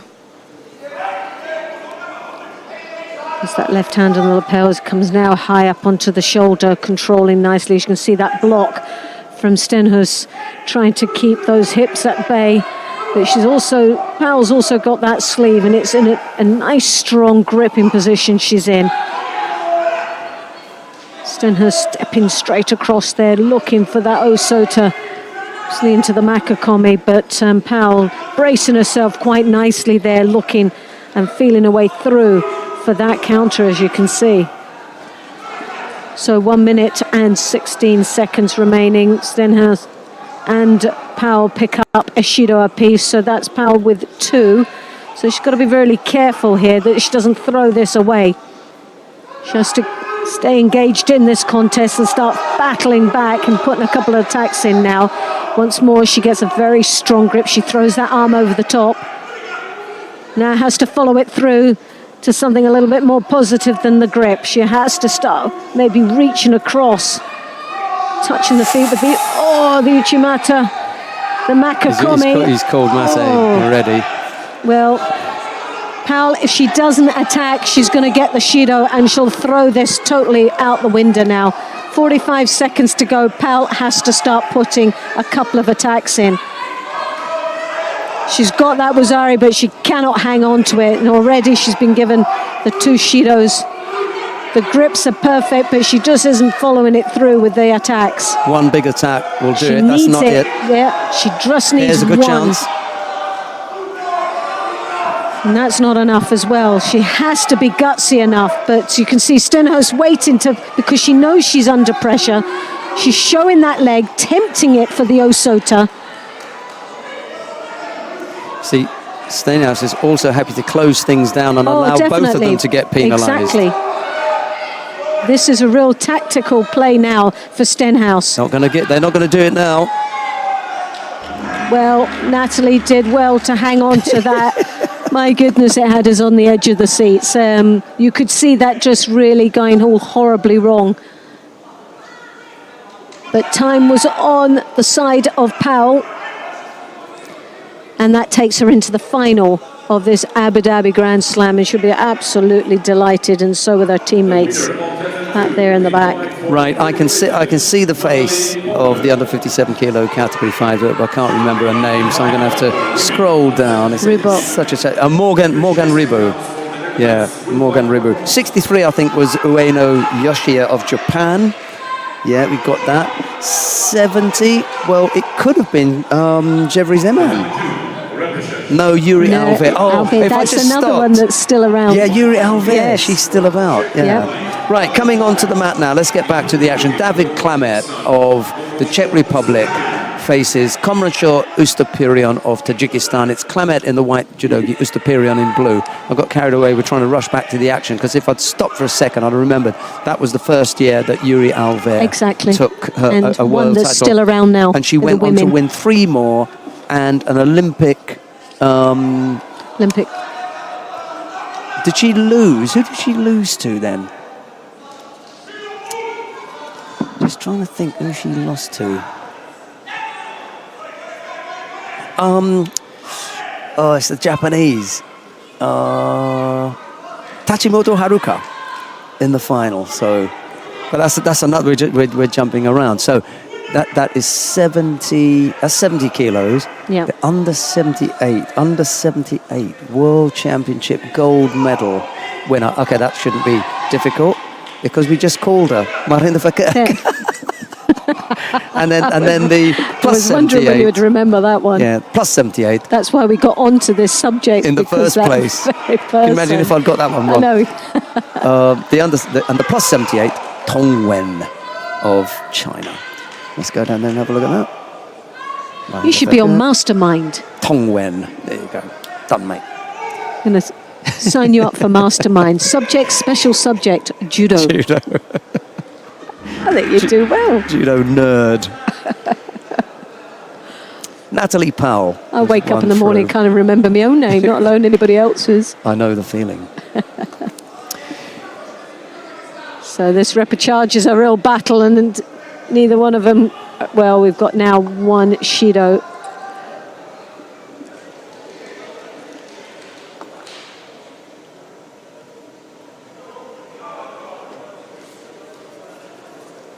Well, Ustopirion has In blue for Azerbaijan, Muhammad Ali Mehdiyev.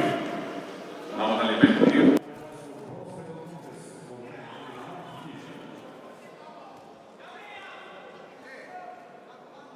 The semi-final, men under 90 kilo.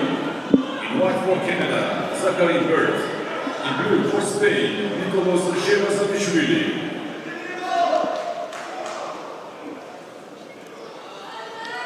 well, Shido apiece now, and this battle remains that could go either way.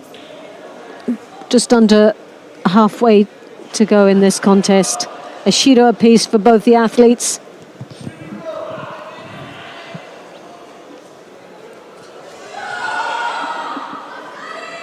Zachary Burt is in his semi-final down on mat number 1 in the under 90 kilo category against Nicolas Sherazadishvili of Spain. But we were talking about earlier on who's got those nice little neowaza skills that run in the family apparently. His sister Emily showed us some nice neowaza yesterday, and Zach decided to come today and show off his own skills. Tumbling out the number 1 seed, Alexander Kukolya, in the process. Well, Clement's picked up his second Shido, piles a little bit more pressure on himself, but Ustopirion really is looking the stronger of the two here. Very powerful, aggressive fighter out here. And just very quickly, if there's anyone at home who's listening and they don't like, you know, the byplay with some of the information that I give and everything, just send a little message, you know, because we get your emails. If you don't like it, we'll stop, you know. If, however, you are interested in knowing who took the gold medal in the under 57 kilo category in the 2009 World Championships, well, stick here. You get that kind of information. A Taitosh, you see Atosh right through. Ustopirion there is piling a little bit more pressure on. He's just getting stronger and stronger as these seconds tick away.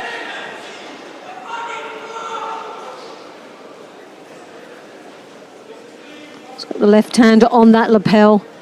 Comes stepping across with the Taitoshi, which is, and there, oh, so close. He can do it both left and right. It's a really nice position Well, there, again, didn't a little bit more extra pressure, and he did it nicely. It wasn't that he was just holding out and waiting for the penalty. He actually was attacking to get Clemmer the third and final Shido. Yeah. Ustopirion will fight for bronze. Loretta, sorry. Well, Ustopirion there, he actually fought his way into that match. He didn't try to steal it. What was quite nice, it was an attack after an attack. He looked stronger and stronger as the seconds were ticking away. And that was quite nice to see. Better be filling these out then. A few surprises here today. Oh, gosh, yes. In blue judo game, representing Georgia, last year battle Grand Slam gold medalist and under 23 Now, European have I champion, got this right? Rebecca Yeah, it's showtime now. Alexander Roslyakov of Russia faces Beka Gviniashvili of Georgia. It's Roslyakov in the white judogi, Gviniashvili in blue. It's the old firm matchup, Russia gosh, versus Georgia. Difficulty for the Russian, who's been pounding them today. He's a young lad, though. He's facing a top draw Georgian here. Definitely, he's got a job to do here. It's going to be a tall order task for this Russian, but as we know, Russians sort of come up to... They love the challenge, and they love the big stage. And he's shown some real class as Roslyakov in the couple of times that we've seen him today. Really come up with good judo.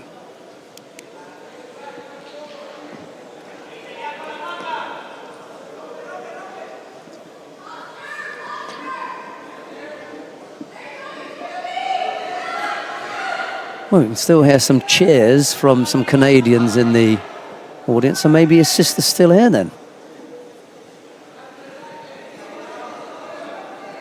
I can't see her.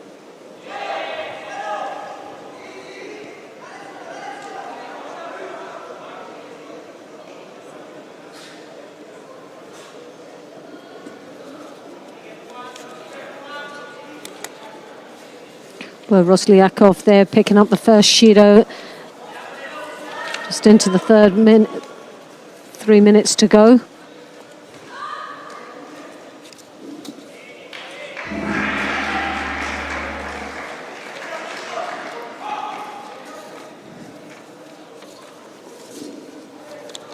Zachary Burt, unfortunately, has given up Wazari down on mat number 1, and that single Wazari is enough to take Serajadishvili through to the final of the under 90 kilo category.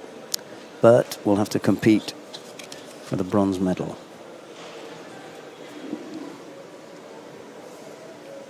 The winner in blue for Spain, Nicolas Serajadishvili. Well, an attack there for the Russian. Needs to be a little bit stronger to move that real powerhouse from Georgia, Beka. The next contest, Dhabi 1, repechage, men under 100 kilo. In one judo game for United Arab Emirates. Gviniashvili, as you can see there, with the right hand high up onto the collar, drawing his opponent's head down into his chest. An absolute powerhouse out there. This thing for Roslyakov is that he just keeps his distance and moves and breaks up his opponent.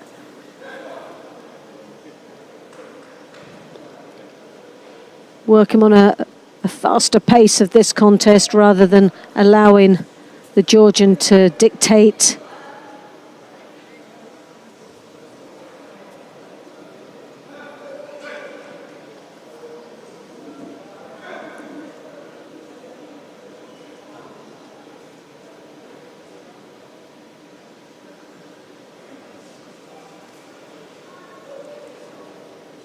Well, Roslyakov, as you can see, is just playing into him. And there's the hip throw, switching it to the rear with the Koichi. And that's where the Russian has to be careful.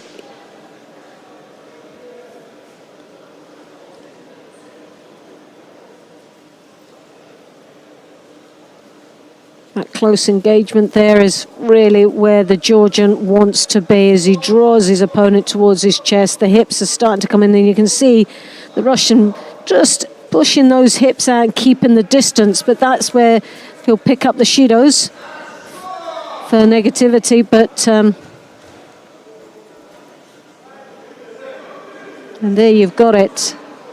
Russian picks up the second Shido, and for that very thing, the hand being pushed onto the hip to avoid Beka coming in with those hips.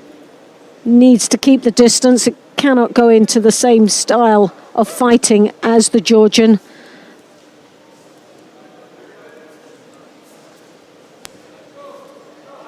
Gviniashvili loves this sort of pace, and he's just playing into his hands. It's just a matter of time. Again, you can see the left hand of the Russian pushing on that hip feeling threatened every time, and once more he's going to get it.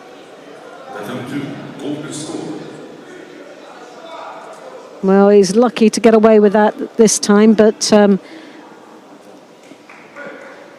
Russian has to take that as a warning. But once more, he does exactly the same. As you can see, that left hand, this time on the rib cage, but not quite sure who's... Becker.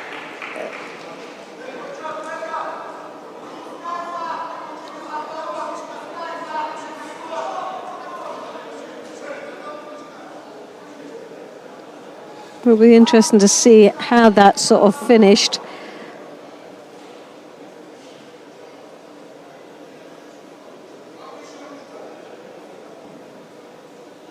The number 2, the winner in blue for Georgia, Beka Viniashvili. Beka Viniashvili. We may get a look on the very big screen. Well, it looked like I wasn't sure whether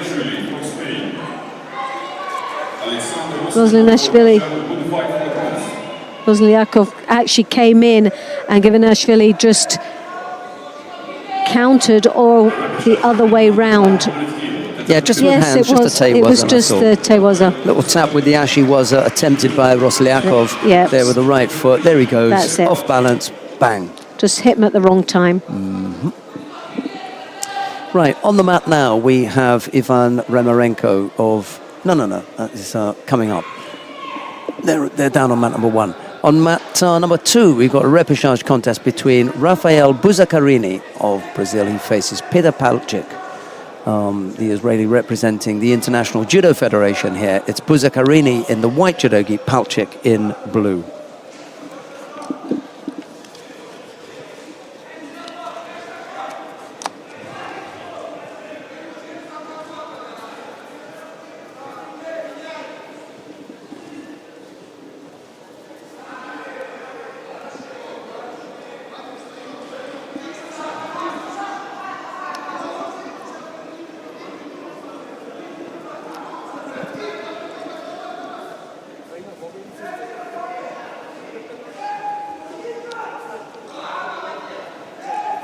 Well, Buzzacarini, they're looking a little bit negative, the head down, trying to push out the back way.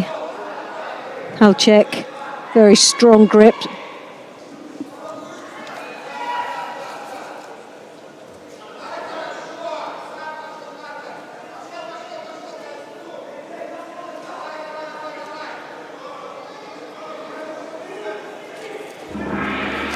Nice attack from Palchik. Nasodi coming over the top, lost a little bit of control, but nevertheless threatening all the time and piling the pressure on the Brazilian, who picks up the first Shido.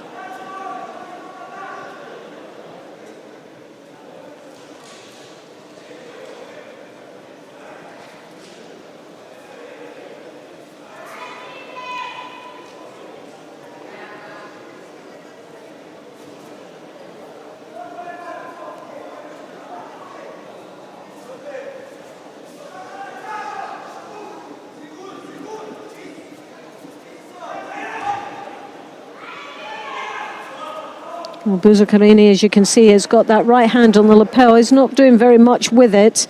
And he also has got the left holding the sleeve, but real stumbling around there, looking a little bit unbalanced.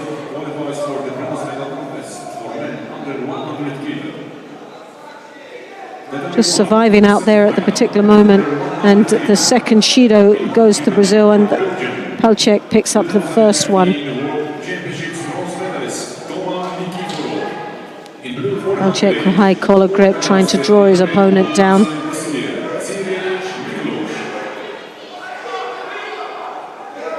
Buzzacarini ducking under his opponent.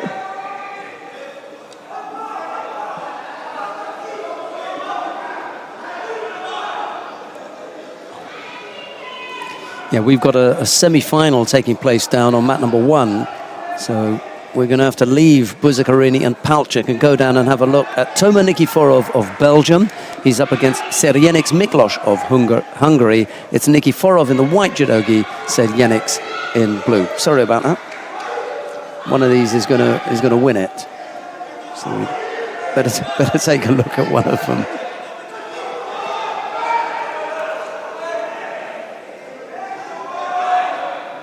Well, Nikiforov has got a good grip there, as you can see, that right hand on the collar. Controlling quite nicely, he's got the lapel.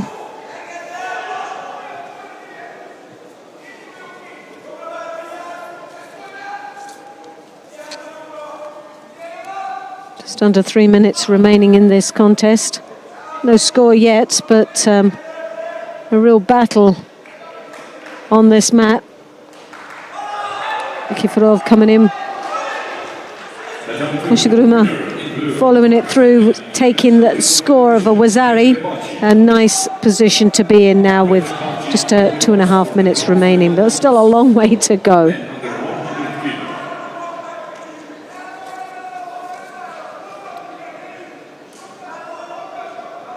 The last semi-final under 100 kilo. In white for Russia, under 23 European champion, Nias Bilbao. In blue for Italy, Giuliano Loportio.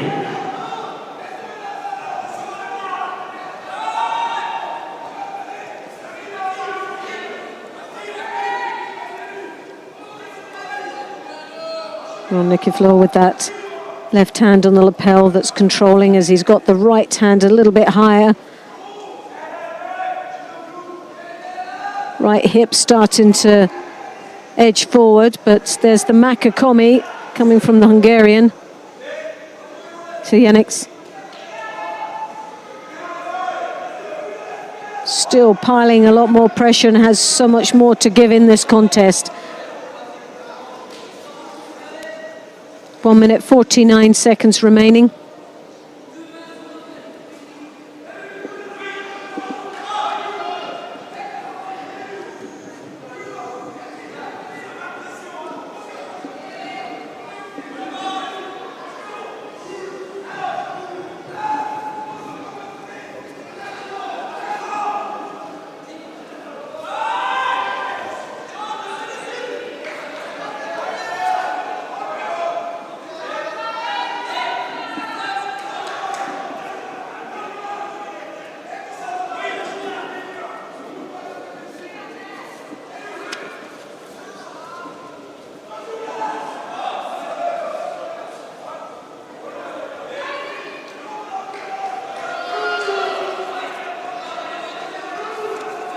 We've got both the semi-finals taking place now. I know, and it's... They're both being led by one Wazari, Nikiforov over Serjenics and Bilalov over Lopochio. Well, the Hungarian is making a desperate plea to come back into this contest, and the time is just ticking away. We're into the last minute of this contest now, and Nikiforov still leading with that one Wazari. There's no Shidos on the board, so both athletes have been battling away in this contest.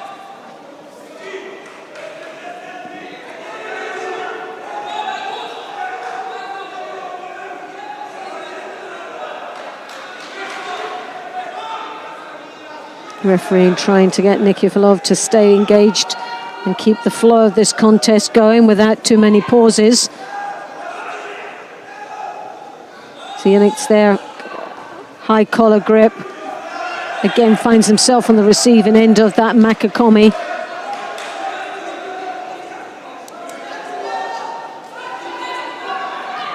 Starting to look a little bit frustrated there.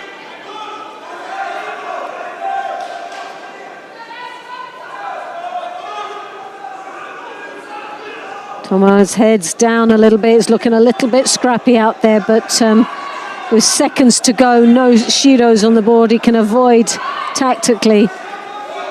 And there picks up a Shido and a place in the final of the under 100 kilos goes to Nikiforov.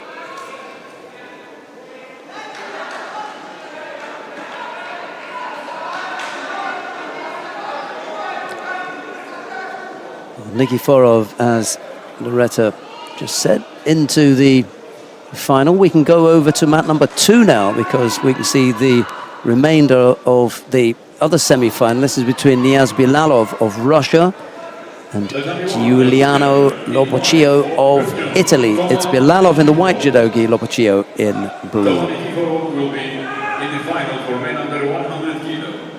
Sergei Judo for Hungary will fight for bronze.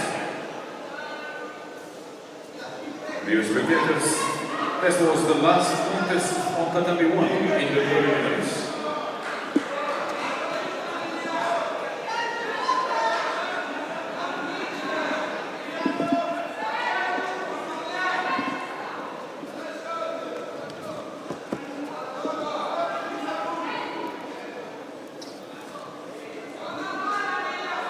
Well, 24 seconds remaining in this semi-final. Bilalov with the drop Sianagi, lovely attack. Yes. Then that's it, finished there. In fact, I would have said that was a pawn. Well, he's increased his lead, Niaz Bilalov. But what he hasn't been able to do is finish his man off yet. Well, I've penciled it in. Maybe I'm tempting fate, but it's 15 seconds remaining. Again, using his feet very well. The ashiwazas have come in handy. Oof.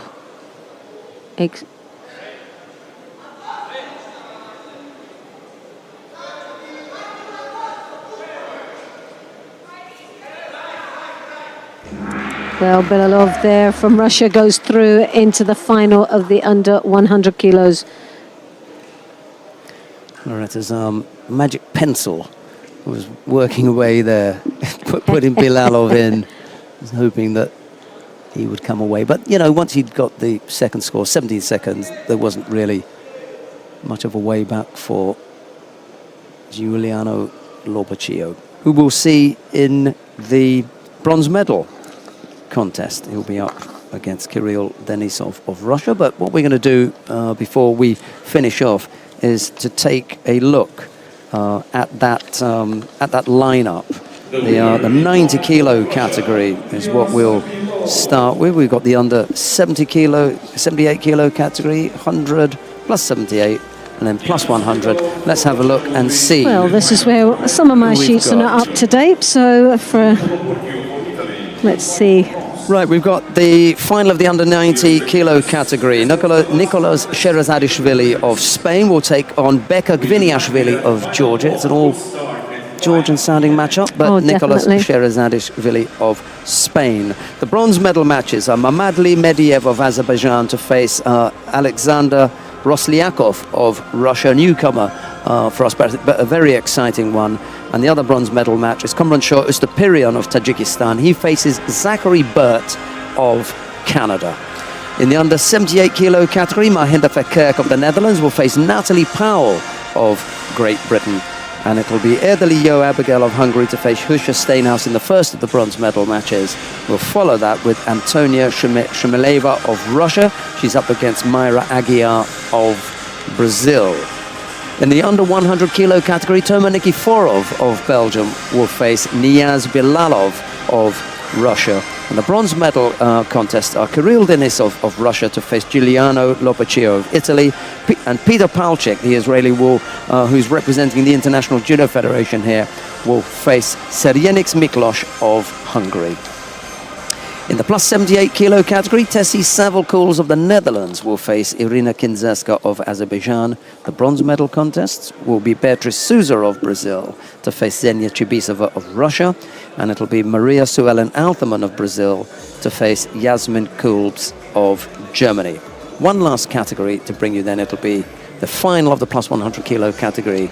No surprises that a Frenchman is in the final of the plus 100 kilo category, but it ain't the big man Teddy Riner. It is Cyril Marais of France to face Maciej Trzanecki of Poland. And the two bronze medal matches are Benjamin Harmenies of Belgium to face Or Sasson, the Israeli, representing the International Judo Federation here.